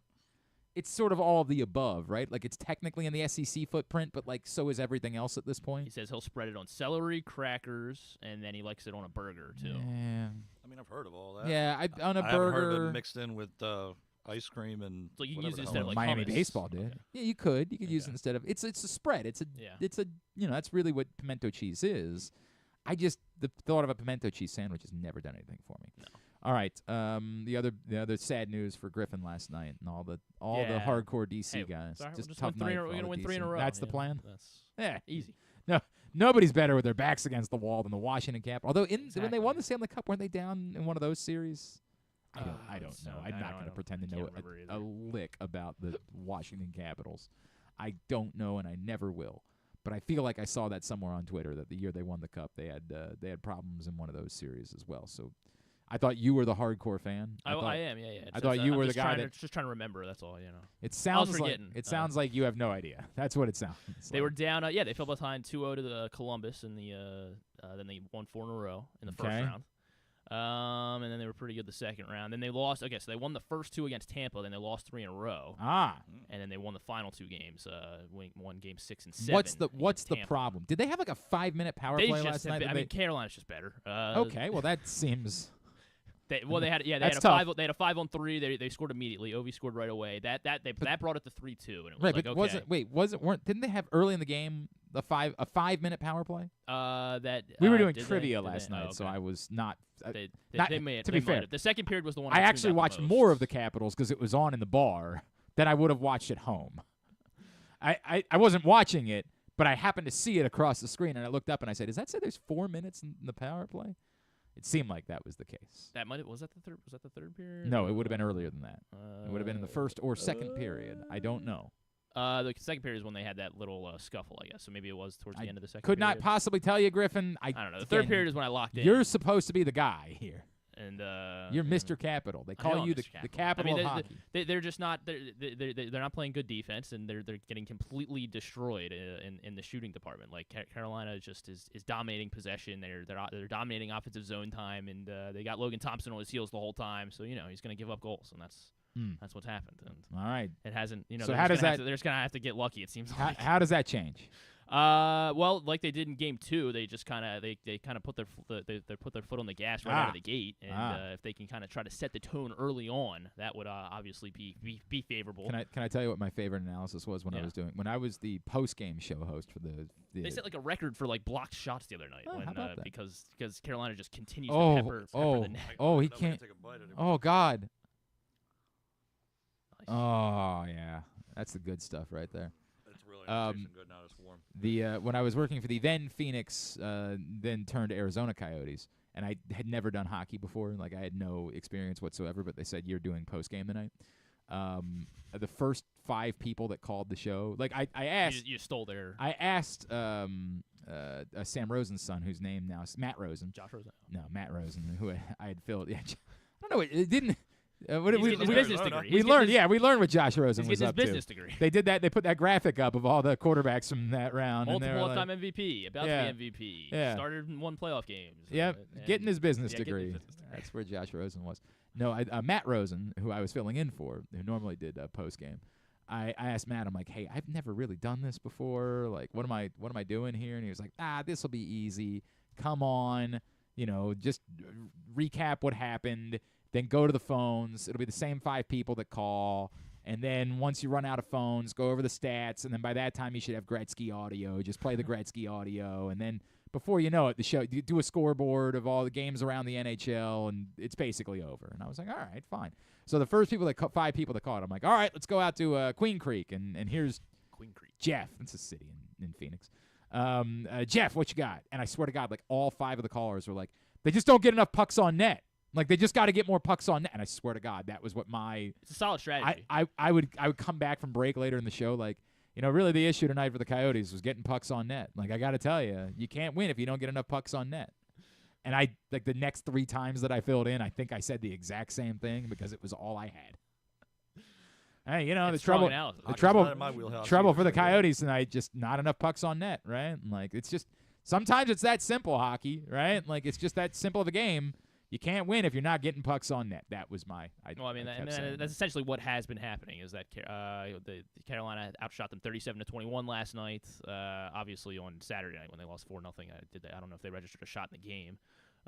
Carolina, they still got 21 shots. The Capitals did, but Carolina had 28. Just reading the stats now. That's what we're doing. What would you like me to do? Just reading the stats. I don't care. I'm proving your point. They need more pucks on net. Thank you. I don't care how the game went, for the record. It is not my concern. So the Capitals are down 3-1, and tough night. More so, don't let Carolina get quite as many pucks. Okay. Tough night for our friends to the south, or Griffin. Tough night for him and our friends to the south. Hopefully Thursday goes better. For the rest of us that don't give a rat's ass, it was an indifferent night or a good night because the Orioles didn't lose. So we got that going for us, which is something, I guess. What was there was I feel like they announced the international games this morning. So we learned it was weird yesterday. Why are we getting only the Eagles schedule? Okay. The really goofy part about yesterday was Don't even get me started on that. They announced. They haven't announced a single game that the Eagles play on Sunday yet. Yeah, they played Monday, Tuesday, Wednesday, Friday, Saturday. They announced the December 20th games, right? Yeah. Which everybody assumes you're going to do. That they announced they're doing those games like last year, so they'll play so that they can turn around and play on Christmas. Now it's not quite the same this year because Christmas is on a Thursday, not on a Wednesday when we were doing. I mean, it was a real LARF last year. So technically, did they say they were going to do 3 Christmas games this year? I think I heard 3. There is precedent for, like, you could have Sunday teams turn around and play on Thursday. We do that during the season all the time. You don't have to have it be the Saturday teams. So it's weird that if those were the Christmas teams, they would announce the Saturday before games first instead of announcing the Christmas games first. But I guess Fox was doing their upfronts yesterday. It's almost sad watching Tom Brady fake his way through. Like, they send him out there to do the upfronts. Like, oh, we're just so excited. I can't wait to watch Ohio State, Michigan. Go Blue. Like, he's just like, dude, who Michigan guy. I like it. Are you? You're Tom Brady. Somehow this might be more pathetic than Bill Belichick. Like, I can't believe I'm saying that. Anyway, so they announced all the games. Then today they announced the international games. The good news for the Ravens is so far nothing crazy. They don't have a single international game. Maybe they won't be on primetime at all. I'd be in favor. I wouldn't mind that. Although I also don't mind, like, in the fall, I'd like to have, like, a Sunday because I always have to work on Saturdays where I could, like, take the kids to Weber's Farm or something like that. We do like doing those things. But, yeah, at the moment, no crazy international games. And I'm sure the Ravens will end up having 4 or 5 primetime games before it's all said and done. Jeez, the Vikings have 2 international games? Are they staying? They must be staying out. Yeah, they're doing the back-to-back week thing. They're doing Dublin and London. Yeah, but they're Dublin and London. It's like the the distance between Dublin and London is like the distance between Cleveland and Charlotte. Is that about right? Hang on a second. What's the Dublin to London distance? I'm not a big fan of having to wake up at 9:30 all the time. This is why. This is the singular reason why I'm opposed to international games. It's an 8-hour bus ride or 8-hour train. I don't know how. 8-hour train. I guess so. So what would a flight? Dublin to you have London. to take a ferry. You do have to cross the what is that? The English Channel. It's a 1 hour 25-minute flight. That's where they're going. It's like flying to Cleveland from Baltimore. Okay. Yeah. Yeah. Hang on a second. Let me make sure I have Not that right. Cleveland maybe a little further. Baltimore. Maybe Detroit. No, Cleveland to Baltimore is 1 hour 20 minutes. Okay. So it's flying from Cleveland to Baltimore, going from London to Dublin. Not saying that, like, I don't know if the Vikings want to do it or not, and I'm sure their fans don't love it. It's also worse because it's 9:30 Eastern, which means it's 8:30 local time. Like, this is the problem with, like, you can push the 9:30 Eastern thing and say, like, most people are at least awake. I mean, maybe young people that have been out drinking on a Saturday night or not. When I was a younger man, I would not have been awake at 9:30 on a Sunday. Like, those days are over for me. But for anybody in any other time zone, nonsense. Oh, the West Coast, this has got to be nonsense.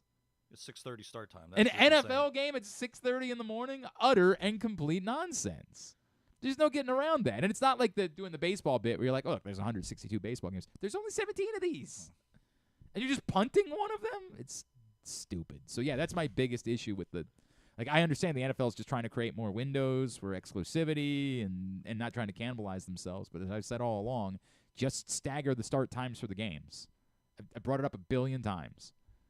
Start a game at noon. Start another game at 12:30. Make it like the NCAA Tournament and put all the games on TV. And then you can sell every single one of them. You're not going to have a problem getting any streaming or TV company to want to bite on, Cardinals, Jaguars. Like, they'll say, I can put that on FXX. You got it. Sounds like a Thursday night game Done. now anyways. Yeah, it's probably going to happen at some point for sure. But, yeah, no Ravens international games this year. Although, so it's weird. They announced the Chargers are in the Brazil game. Correct. They didn't announce the opponent, but apparently everybody on the internet Is that thinks counting- it's is the that- Chiefs. Yeah. Is that the Chargers? Is that a home game for the Chargers, I guess? Who are the Chargers? I assume. Who do the Ravens play this year? They play what division? God damn, now I don't remember. I hate you. Sorry. Hold on, I'll follow.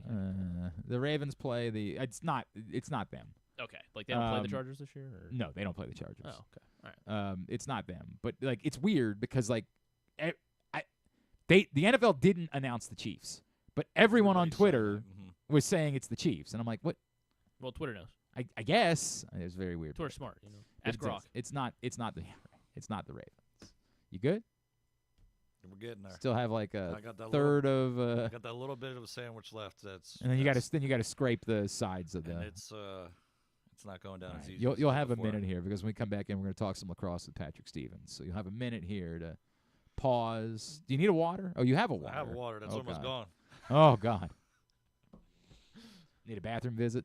That's gonna definitely. There we go. There we go. That's definitely happening. Joe Serpico is in studio with us. We're talking lacrosse with Patrick Stevens next. If you missed Stan the Fan, Charles, Ross Grimsley, Luke Jackson talking baseball, find it right now, Facebook.com/PressBoxSports. Click on the videos tab. Go to YouTube.com/PressBoxOnline or PressBoxOnline.com/video. It's always Stan Shows brought to you by the Costas Inn.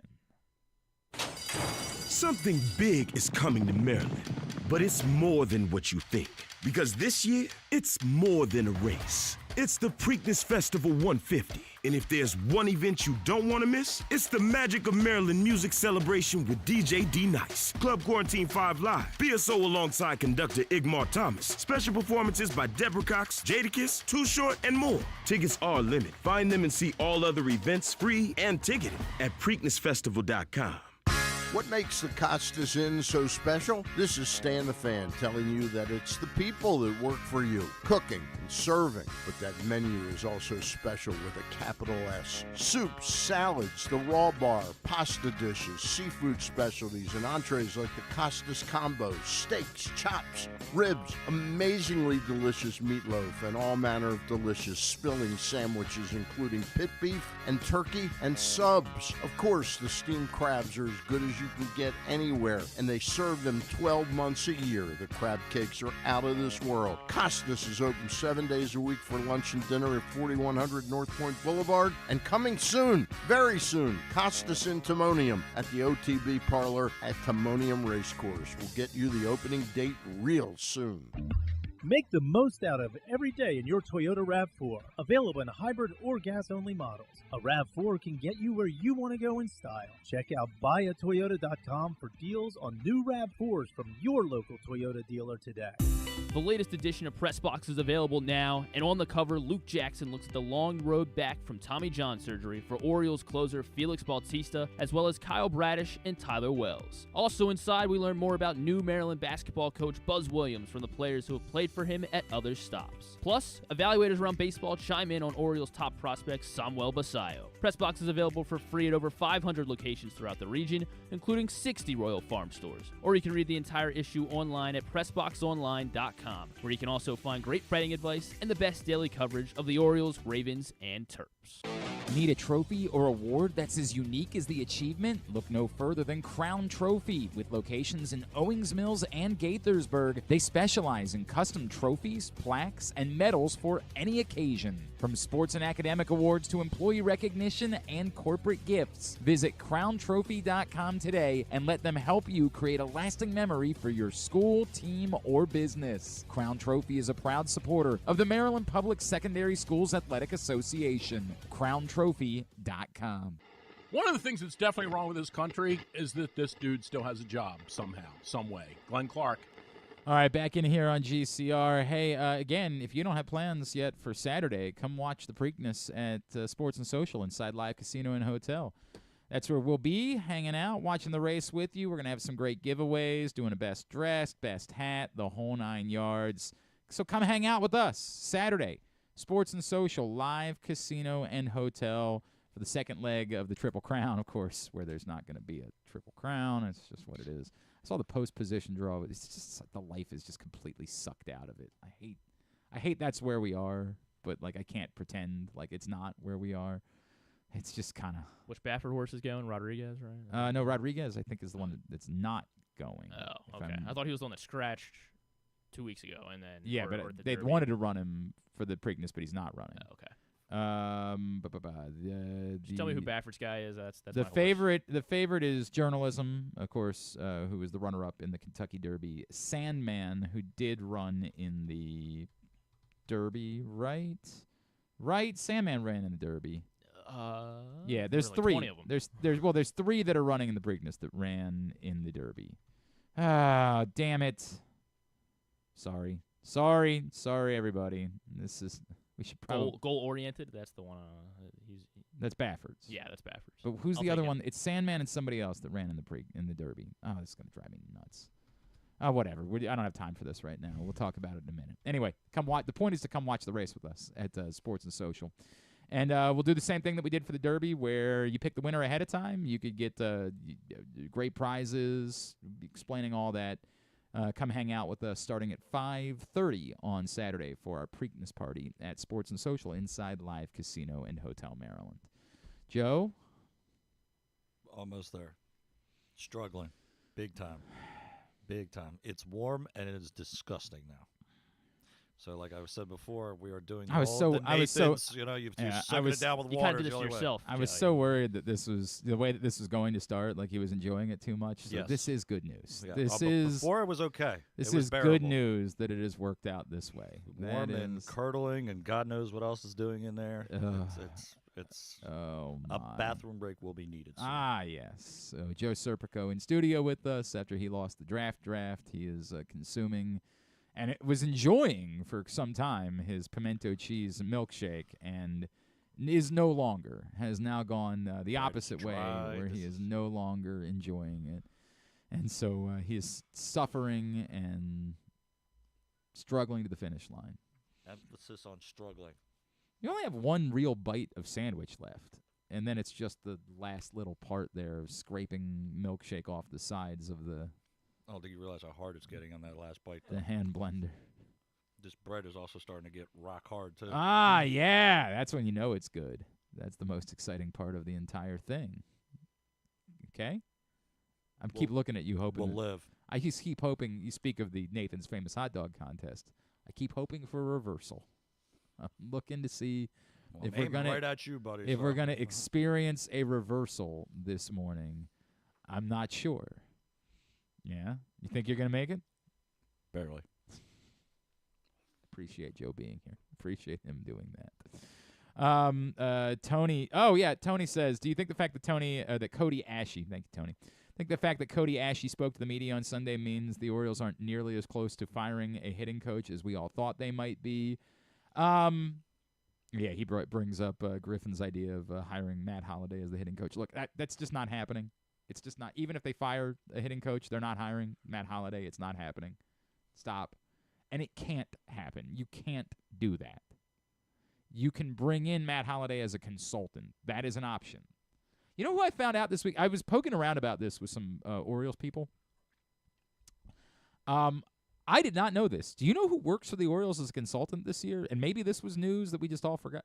Colin McHugh is a consultant for the Orioles this year. Pretty random. Former Astros, yeah. So the Elias connection, right? Like, it does make some sense. I do not know. In fact, I was told that, right? I think I'd rather see him pitch than Charlie Morton right now. Yeah. I mean, there's a strong argument for that. I was told that, and then I said, do people know that? So I searched Colin McHugh, Orioles consultant, and I came up with his LinkedIn page. And Colin McHugh has a LinkedIn page, and it just has his title listed as Strategic Business Consultant for the Baltimore Orioles. So I'm not sure what that means. I don't know if that means that he's not I would assume that if Colin McHugh is a consultant for the Orioles, it would be a pitching consultant. But does that mean it's just off-the-field stuff that he's doing? It was so weird, and I didn't have a chance to follow up with the person that had told me that Colin McHugh was working as a consultant for the Orioles. But my Orioles source agreed that even in a world, and he didn't think that they were about to fire Cody Ashe, but he said even in a world where they did, they would not – there was no way that Matt Holliday would end up in uniform, that it just wouldn't work. That's not an option for the Orioles for all the reasons that I've said. You can't be in a position where you end up having to fire the father of a centerpiece player in your franchise. It's not something you can do. And the comparison to Cal Ripken Jr. and Cal Ripken Sr. once upon a time, but literally is almost, we're talking about almost 40 years ago, is the comparison that you're making. That did cause a serious rift between Cal Ripken Jr. and the Orioles that they really were only able to overcome by making him the highest paid player in baseball history. I'm not saying that maybe Jackson Holliday couldn't end up being in a place where, you would be paying him an outrageous amount of money, but it's just not a situation that you want to be in. That's no bueno. Matt Holliday could be around the Orioles. Again, consultant would be fine, but he could not be an on-field, in-uniform coach because sometimes you have to fire those guys. It just would not work. Let's talk some lacrosse. Joining us now, as he does every Tuesday, USA Lacrosse Magazine. You follow him at Discourse on social. He is our friend Patrick Stevens. Patrick, good morning. It's always good to catch up. Thank you for taking the time for us. Thanks for having me, Glenn. We knew that it was going to be an interesting NCAA tournament, and I think the first weekend delivered. You were down in North Carolina, and you happened to see two of those seeded teams go down on Saturday. Do you want to start? Were either of those particularly surprising to you? I was surprised the way Georgetown Duke unfolded. I thought that was a game that had 10-8 written all over it one way or the other if you didn't get the good version of Duke. And if you did get the good version of Duke, then it could be a rout. And instead, Georgetown basically scored however much it wanted to. Right. It was a really poor performance from Duke in the middle of the field. Defensively, they were not great, and Georgetown just basically had its way and never trailed. And even after Duke was able to come back and tie it at halftime, they scored from the restraining line. Faceoff guy scored at the buzzer. And so it's 7-7. Like, you're thinking, okay, maybe Duke's in good shape here, having gotten outplayed, and this happens. And instead, Georgetown just basically did what it wanted in the third quarter and punched it open, and that was that. So, I think a disappointing finish for the Blue Devils for sure. And now, you're looking at a team that, I didn't think they were going to be as good as last year, but last year's team was a disappointment, just making the quarterfinals. Right. This is a step backwards for them. And meanwhile, in the other game, I thought Richmond had a real chance to win. I would not have guessed that they would go 16 minutes without a shot at one point and still manage to be within 3 at halftime. Carolina very much outplayed the Spiders in the first half, and then for Richmond to come out and score 3 goals in the first 3 minutes of the second half and just completely wipe out that dominance just like that. And Carolina was basically like, there's a game to play here now. Right.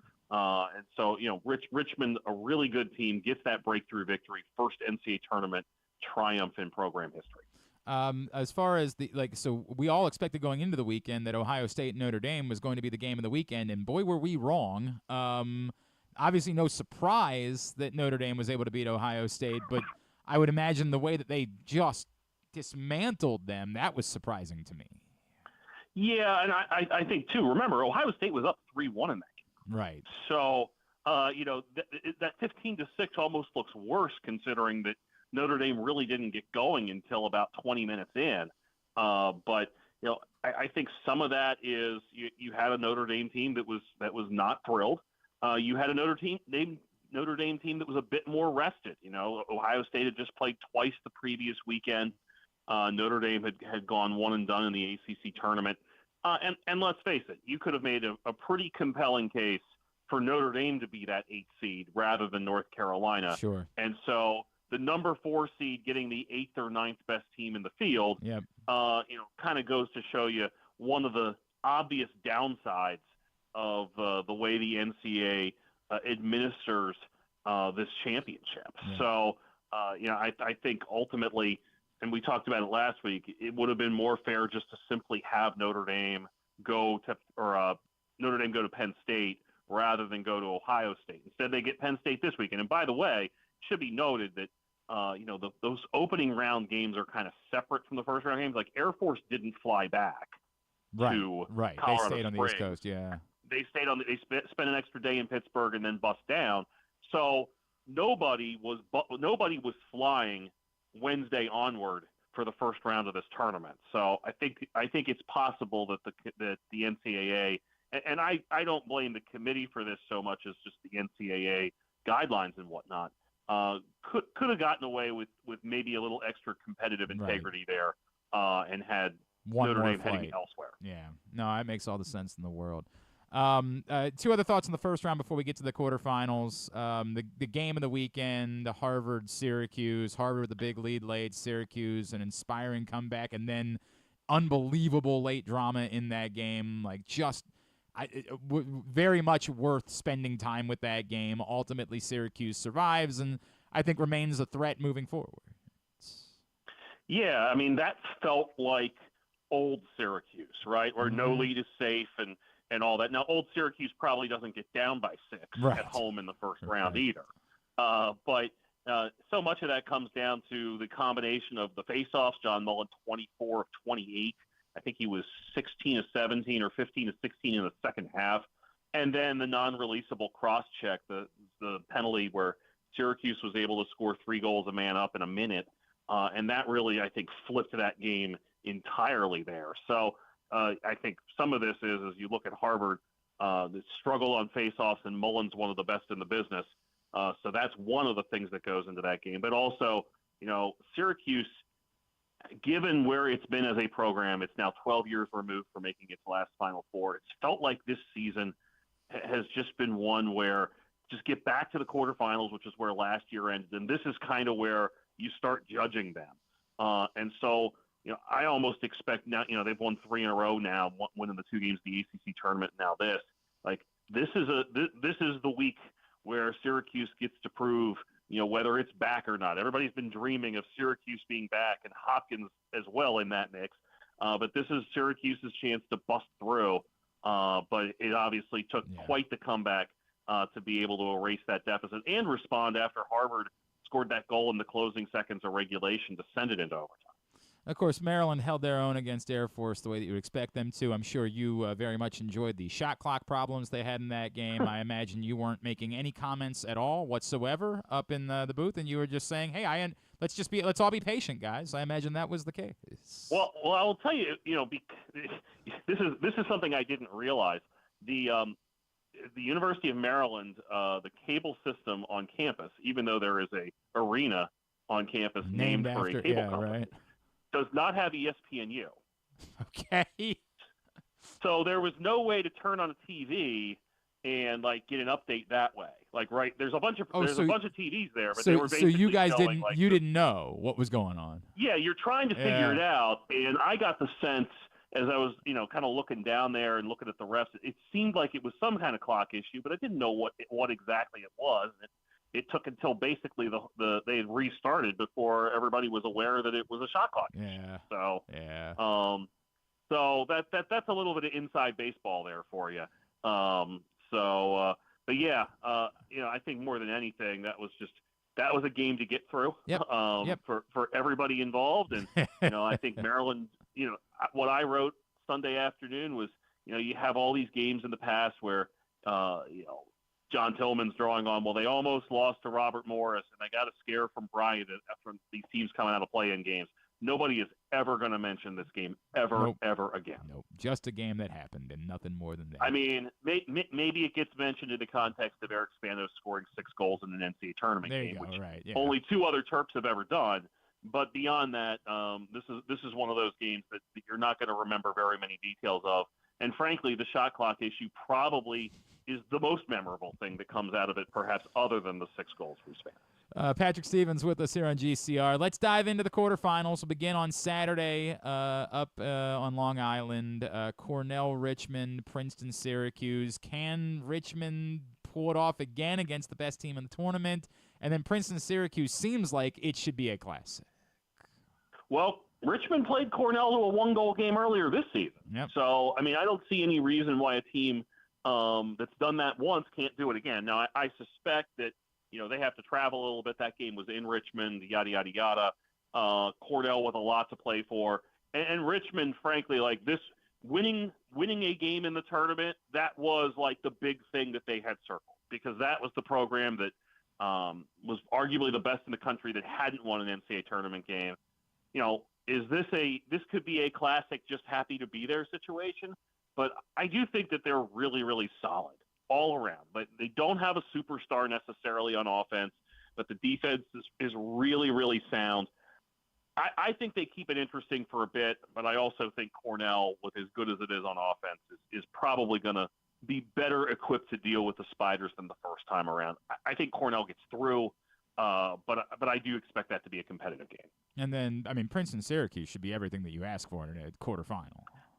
I mean, you think about how they played 10 times in 12 years in the postseason from 92 to 03. That was 4 title games, 3 semis, 2 quarters, and a first-round game. And they have not met in the tournament since then, since the 03 quarters up at the Dome. So this is kind of a throwback game there, and it is a game where I would expect to see a lot of goals scored. Yep. You know, the question I think, you know, coming out of this past weekend is you saw really good face-off play from both of those teams. Andrew McMeekin for Princeton, John Mullen for Syracuse. Who gets the advantage on possession? And I think that's going to go a long way. You know, Princeton with that attack is so sharp, and they've got some really interesting pieces between Colin Molshine and Michael Bath, and even the short stick Cooper Miller. A lot of really good pieces, and Ryan Croddick in the cage. So I think we see a fair number of goals, but I do think that you know, Princeton has some pieces. If they could simply get something close to 50-50 in possession, I think it tilts their way. At the same time, you know, like we mentioned earlier, Syracuse is a team that has been kind of eyeing this weekend basically since this time last year when they lost to Denver at Towson in the quarters. Let's move to Sunday here in Annapolis, and we begin with Penn State Notre Dame. And I don't know who should be favored in this game. I haven't bothered to look. Like I wonder if Notre Dame isn't like the favorite in this game on Sunday, Patrick. Yeah, we talked last week about how Penn State is just really, really solid. Yeah. I think Notre Dame's ceiling is higher. Yep. Another team that had really good face-off play over the weekend. I mean, Will Lynch had a great game against Ohio State. And I would imagine that as back-to-back champs and being unseeded, I'm sure there's still a little bit of fuel in there for the Irish as they head into the second weekend of the tournament. You look at Penn State and the teams that they lost to, they were all games against teams seated above them, 2 against Maryland, 1 against Ohio State, 1 against Princeton. I don't think that it's a Penn State team that's going to get beat by 9. I didn't think that about Ohio State last week either, so it shows you what I know. But I would think this has kind of that 11-9, 10-7, 10-8 type of vibe to it one way or the other, and I'd probably lean towards Notre Dame. And then the finale for the weekend, Maryland playing not far from home in Annapolis, and Georgetown playing not far from home either. Obviously, sort of a great local game, and a Georgetown team that you got to imagine is really licking their chops for the opportunity to be the ones to do this. Yeah, I mean, and I think, you know, you go back, Kevin Warren was John Tillman's defensive coordinator at Harvard in his early years at Maryland, and the teams haven't met since, I believe, Warren's first season, 2012. It's the first time they've met up in the tournament since 2005. I'll give you a name from the past. Andrew Schwartzman with the overtime winner in that 9-8 game. Wasn't that the game with the famous stick check? The Bill McGlone? It was the game with it was the Bill McGlone stick check game. Absolutely. So so it's been almost 20 years. It'll be 4 days shy of 20 years to the day. Wow. That they met up in Princeton in their last NCAA tournament meeting. So you know, Georgetown is a team that has played a lot better over the last month.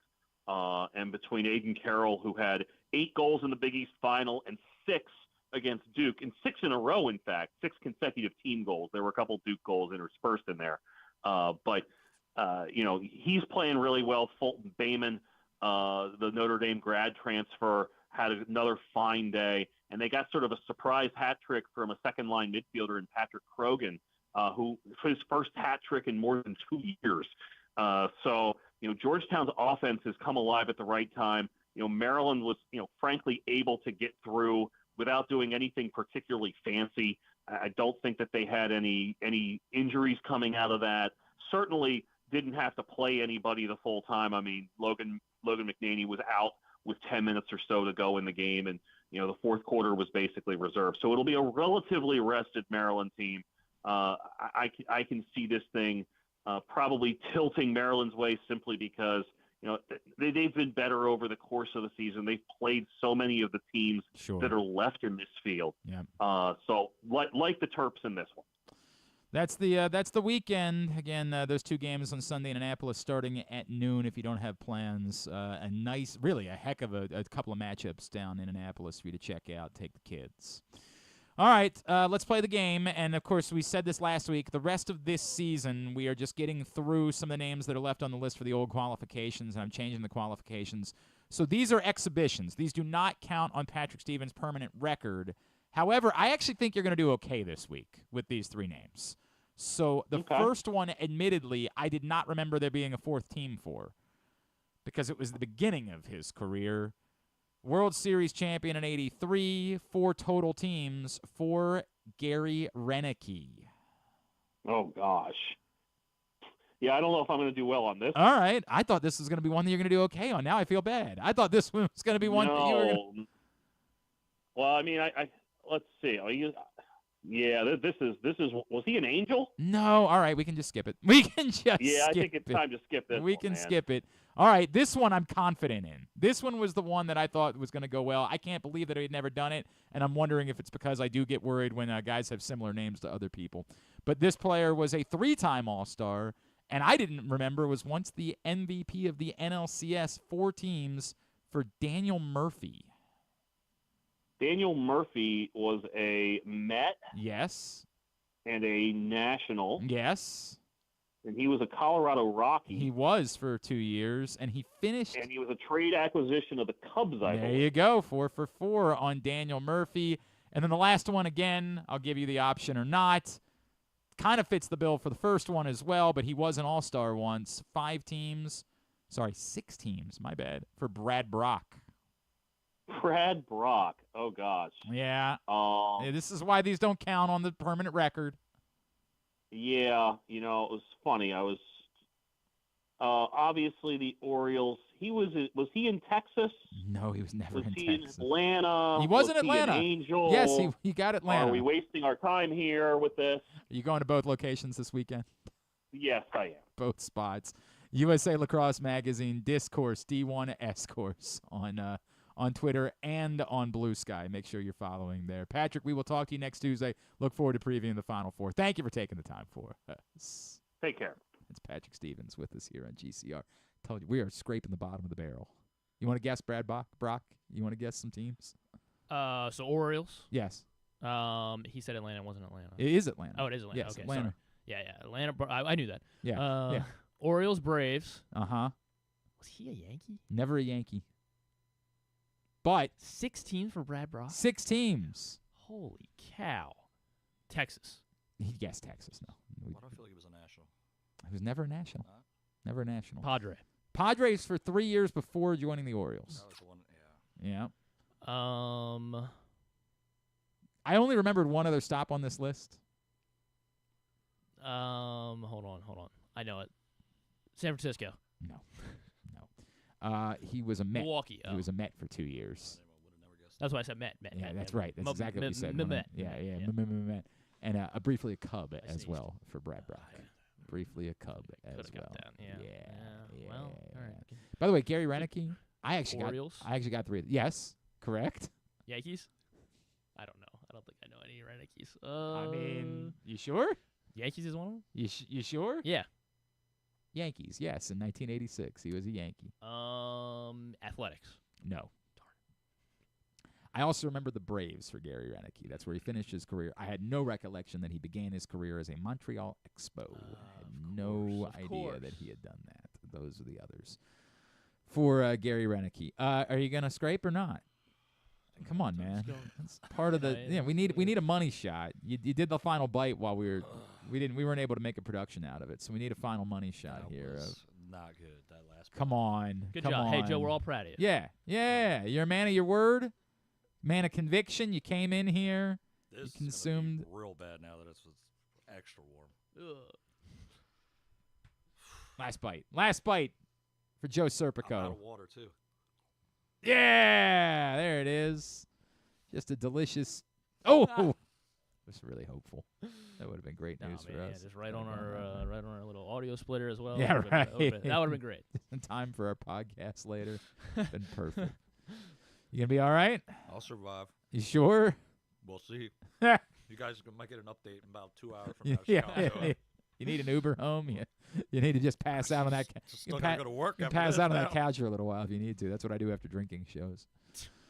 Thank you, pal. You did a good job with that. I tried my best. You did a good job. I'm a man of my word. Joe Serpico paying off. Hopefully, we never have to do this again. We're doing it again. Well, we're not. It's not going to be a pimento cheese milkshake. I meant more of that. I never lose again. Right. Yeah, that's a good idea. It's certainly not. Joe, for the record, I hope you lose a lot. I mean, because it means I'm not. What you're doing is nothing in comparison to what I'm going to have to do. Oh yeah, like I said before, I'm literally looking forward to seeing get your ass kicked. So I'm very much looking forward to seeing how that goes.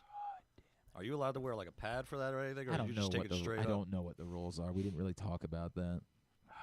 I don't really want to think about it.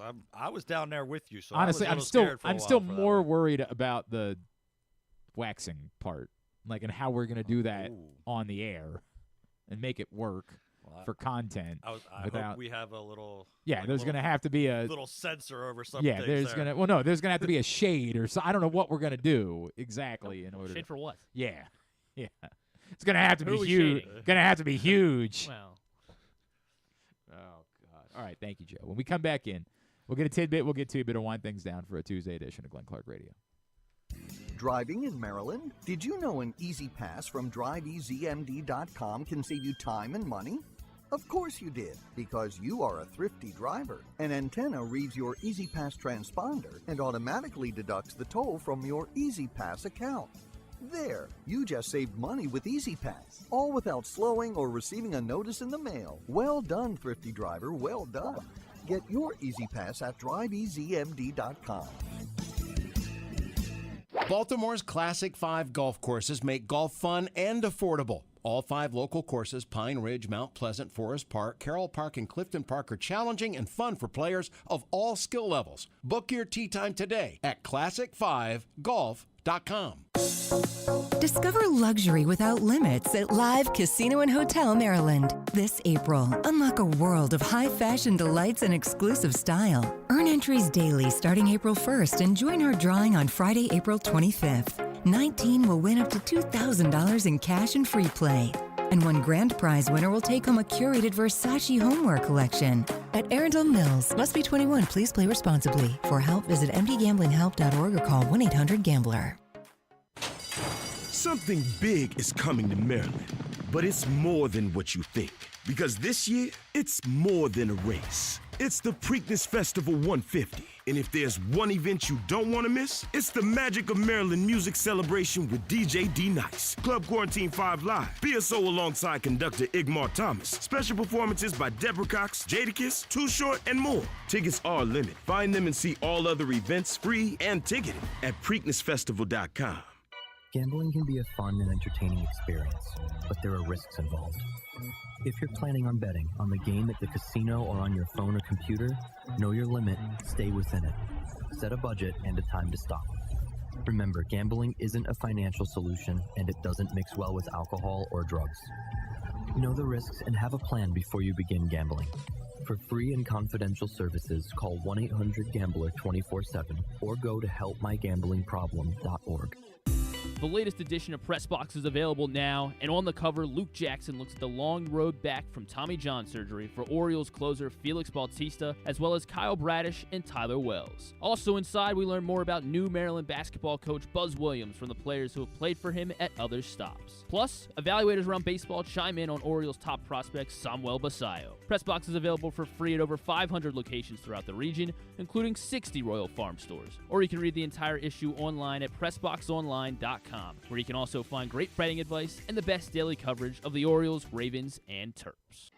Contrary to what some people believe, I actually like this guy when he sleeps. Glenn Clark, talking sports. All right, Joe, you sure you're not going to collapse and die walking out of here? Like we do. We are worried about you. I think I signed some waiver beforehand. So if I do that, that's my responsibility. Love you, buddy. Appreciate you coming in here and paying Absolutely, off your debt guys. today. Absolutely. We didn't charge. The milkshake's going to be $53.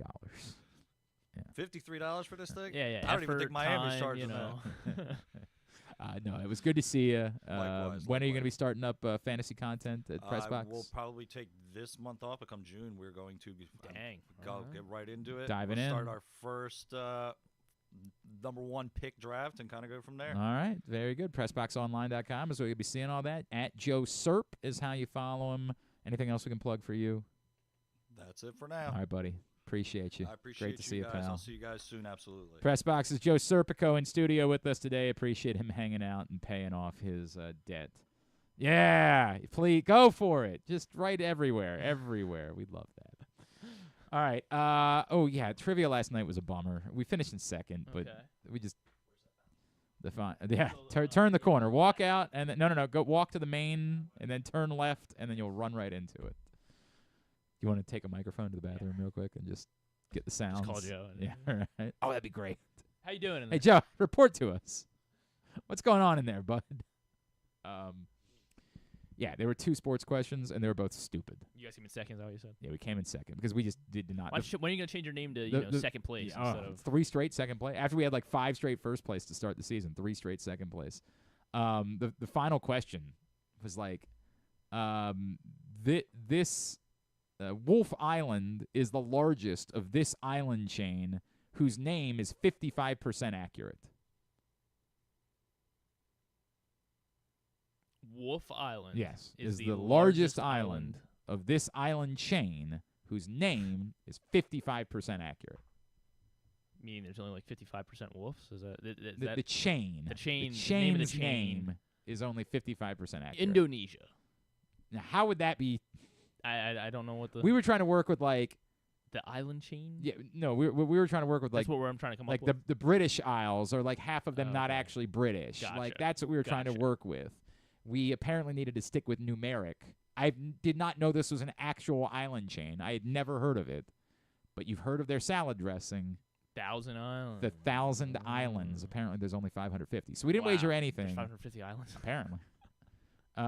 We didn't wager anything, so we were fine. Like we didn't. Somebody else get this? Yes, another team got it, and they jumped ahead of us. We were in first place going in. bastards. The sports questions were so stupid. The first one, which I didn't even know, but it was going to be my guess. Proctor knew it. Was this? It was announced this year that this athlete will be the first male athlete to have their own Ken doll. Steph Curry? I'm trying to think. What athlete has his own Ken doll? Because I feel like I've seen something about this, but like I can't. I didn't think I'd seen anything about this. That's why. First male athlete with a Ken doll. Mm-hmm. I'll lock it in. Steph Curry. Not Steph Curry. LeBron James. LeBron James, which was going to be my guess, but I had no. It was just going to be a guess. Yeah. I think the other thing I think is like Tom Brady, just because he's he Tom looks Brady. like Tom Brady, right? Like he is Ken. But he's not an athlete anymore. That wouldn't really make sense. I was like, it's got to be LeBron. Like he's the most famous professional athlete. I want the Lamar doll. I don't know if that one's gonna. Now that he's an actor. Now that he's pretty good at it. He's killing people. So that was one, and the other one. Oh my God, I can't believe this was a question. All of the horses that ran in the Kentucky Derby are descendants of what horse? Oh, that really good one. That was a really fast one. Christ. So old Secretariat. That was it. There was a miniature sports theme to the second picture round. They do the round where they put up like, who is this or what is this? They did a round. The theme was logos, and it was all W logos. And so Walgreens and Nationals. So the first one was the Commanders, right? And then the second one was like, is it Walgreens or is it the Nationals? And like, had it not been for the fact that the Commanders had been the first one, I might have guessed the Nationals for the second one, but it was Walgreens. Yeah, WordPress was one of them. Wonder Woman was one of them, and the University of Wisconsin was one of them as well. Yeah, they were pretty obvious. But yeah, kind of a well, yeah, the 1,000 Islands. You nailed it. So, yeah, obviously. Should have known. Clearly, we should have known. Should have known that was a thing. So yeah, dumb night at trivia last night. Just dumb night all around. What you got? Tidbit is brought to you today by the print issue of Pressbox, which is available for free at your neighborhood Royal Farms. At the hundreds of locations around town where you find Pressbox. You You can read it all at PressBoxOnline.com. The Hard Road Back is the cover story from Luke Jackson about Felix Bautista, Tyler Wells, and Kyle Bradish. You can go pick it up right now. What you got? Schefter shared out the exact distance that's going to be traveled. Now that we know all the international games, the exact distance that's going to be traveled for every NFL team. You want to try to guess who's going to have the most distance traveled this year? I guess they're. How do they count the Dolphins playing 2 games or the Vikings playing 2 games? I think they're including that as them. It's not the Vikings, so they're they're including that that as one trip, not as 2, because they're going to stay between the 2. Top team is going to be traveling 37,000 miles this year. I mean, the Jaguars? Not the Jaguars. Jaguars are fourth most distance covered. Well, obviously, it's like anybody who's making a European trip has to be on this list. Mm-hmm. I guess to separate them, it's whose division or who.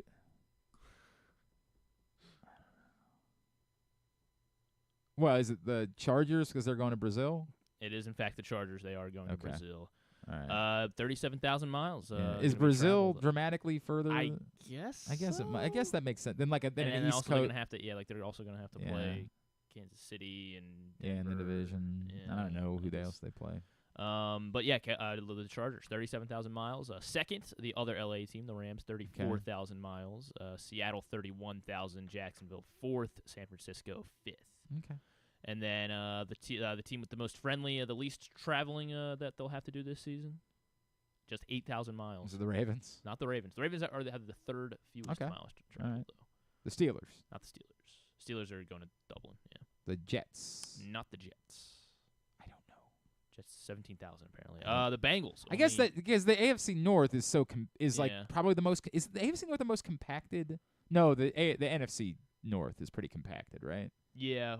Actually, the NFC South is pretty Minnesota, compacted too. Now that I think Detroit, about it, Chicago, Green Bay. Yeah. Like the NFC East goes from New York to I Dallas. feel like it'd be the 2 North, so they do seem the tightest. Is that more compacted than the NFC South? Like Yeah, because the South used to go from Tampa to New Orleans and that's not Charlotte. that. I mean, that's just triangle. I mean, like that's yeah, but not that's that. still more. That's I think It's think probably the 2 Norths more, are yeah. definitely- But it's not far. The Norths are probably the 2 closest. Yeah. You're probably right about that. It's the Bengals 8,700 miles. Yeah, actually, the AFC North is probably the closest. Buffalo only 10,000 miles, and then the Ravens also the Buffalo 10,500. The Ravens Okay. 10,600. All right. Yeah. Detroit the 4th. How about it? Is that it? No, that was not it. Unfortunately, Jason Tatum did, in fact, get injured yesterday, but not before he dropped 42 points. 5th career 40-point playoff game for Jason Tatum. How many? Most. Yeah, most ever. There are 11 guys. Oh, my God. I mean, these are NBA stars. All right, settle down. 11 players have had 10 40-plus games. So Michael Jordan. Michael Jordan is number 1 with a pretty strong bullet there. 38 for MJ. LeBron James. LeBron is 2nd, 29. Kevin Durant. Kevin Durant is 4th. 14 40-point games. Steph in the playoffs. Steph, not in the top 11 here. Mildly surprising. Steph has 8. He's 18th. Tied for 13th. Larry Bird. Bird. They just didn't score like that in that era. Well, they did score like that in that era. Kareem. No Kareem. Shaq. Kareem had 9, so he just missed my cutoff here. He's 12th. Shaq, yes, is on the list. 8th. Kobe, yes.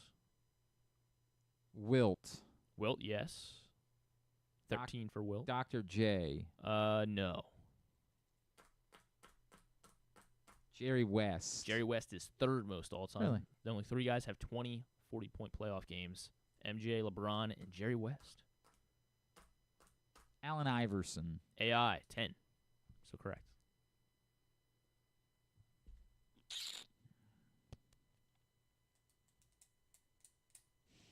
Tim Duncan. No, they didn't. Those teams didn't score like that at all. Missing 3. Yeah, not Tim Duncan. Dirk.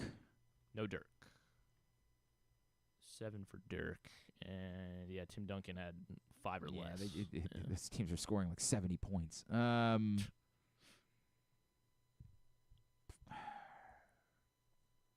Karl Malone. Nope.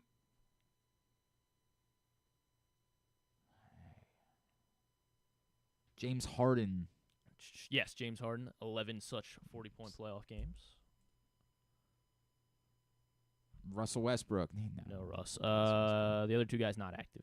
The other two guys are not active. It's always Elgin Baylor. Elgin Baylor. It's always Elgin Baylor on these damn lists. Tied for 4th with KD. 14 40-point playoff games for Elgin Baylor. Scottie Pippen. No Scotty. Kevin Garnett. Mm-mm. Did I say Paul Pierce? I don't think you did. Paul Not Pierce. Paul Pierce. Ray Allen. Not Ray Allen. David Robinson. Not David Robinson. Hakeem Olajuwon. Hakeem Olajuwon. 11 such 40-point playoff games for Hakeem Olajuwon. There you go. These are all Hall of Famers, so I guess that wasn't that difficult of a list. But yeah, those are the 11 guys with multiple 40-point playoff games. All right, very good. Jason Tatum soon. You would think he'd be on that list soon. Well, not He's at not 5 very soon. He's at 5 already. I hear you. Is he any active guys that are? I mean, LeBron has 29. Right. Thank you. Harden's got 11. Brunson's already at 8. Huh? Devin Booker at 8. So Brunson could join it this year. Yes, he could. Devin Booker at 8. Jimmy Butler at 8. Devin Booker is 8. Luka with 8. Giannis with 8. Steph with 8. Yeah, Jimmy Butler used to be playoff Jimmy. Yeah. Spida with 7. Okay. Russ with 7. You don't even think of Donovan Mitchell playing in that many playoff games, to be honest with you. I mean, he had like 48 in the game 1 loss. I know. All right, very good. Let's get Tubular to wrap it up. Have you ever thought of taking a cruise to these wonderful destinations with sunny skies and beautiful beaches? Well, wait no longer. We're ready for you to cruise from the Cruise Maryland Terminal. Have a little phrase that you can go from baggage to margarita in about 15 minutes. Choose fun with an array of destinations, onboard activities, entertainment, and world-class cuisine. Contact your travel agent and book your cruise today. Let your adventure begin. Is he still in the bathroom? I don't know. Should we do a welfare check and make sure that there's not a dead body in there? It's not Joe. Everything coming out okay? Joe? Yeah, I got just a little. You awake? A little worried. A little worried. All right, here's what's coming up tonight, totally tubular-wise. Maybe baseball, maybe. Griffin doesn't like the chances, but we'll see. I do not like Twins, Orioles, 6:35, Masson 2. Simeon Woods, Richardson, Cade Povich, the pitching matchup. We know basketball tonight, TNT and True TV. Pacers, Cavs, Game 5 at 7. Nuggets, Thunder, Game 5 at 9:30. ESPN has Jets, Stars, Game 4 at 8. Baseball, Masson, Nationals, Braves, 7:15. TBS, Red Sox, Tigers at 6:40. Yankees, Mariners at 9:40. MLB Network. The free game on MLB TV is Angels, Padres at 9:40. The CW for WWE NXT at 8. Non-sports. Yeah, there's a few things. Big one is obviously John. So John also apparently chimed in and said apparently the Secretariat breeding thing is being debated, and might not be accurate. Okay. Apparently, the sentence there. We still got it right. If trivia said it's right, then it's true. All right. Alexander Skarsgård and Brian Cox, not the actor Brian Cox. There's like a musician named Brian Cox. What? They'll be on Stephen Colbert. What? They're plugging Secretariat the movie. Oh, actually, really? Yeah, Really? with From Diane like Lane 10 and years, John 15 years ago? Malkovich. Yeah, Whatever it came out. Yeah. Yeah, all right, sure. Alexander Skarsgård, I guess he's not going to be talking about the new TV show that he's in on Apple TV Plus, Murderbot. No, he's talking about the movie Secretariat. Right, then I guess we'll save it. Handmaid's Tale, new episode of that. Bad Thoughts, the Tom Segura Netflix comedy series. Oh, right, yeah, that's like darker or whatever. The dark comedy series Okay.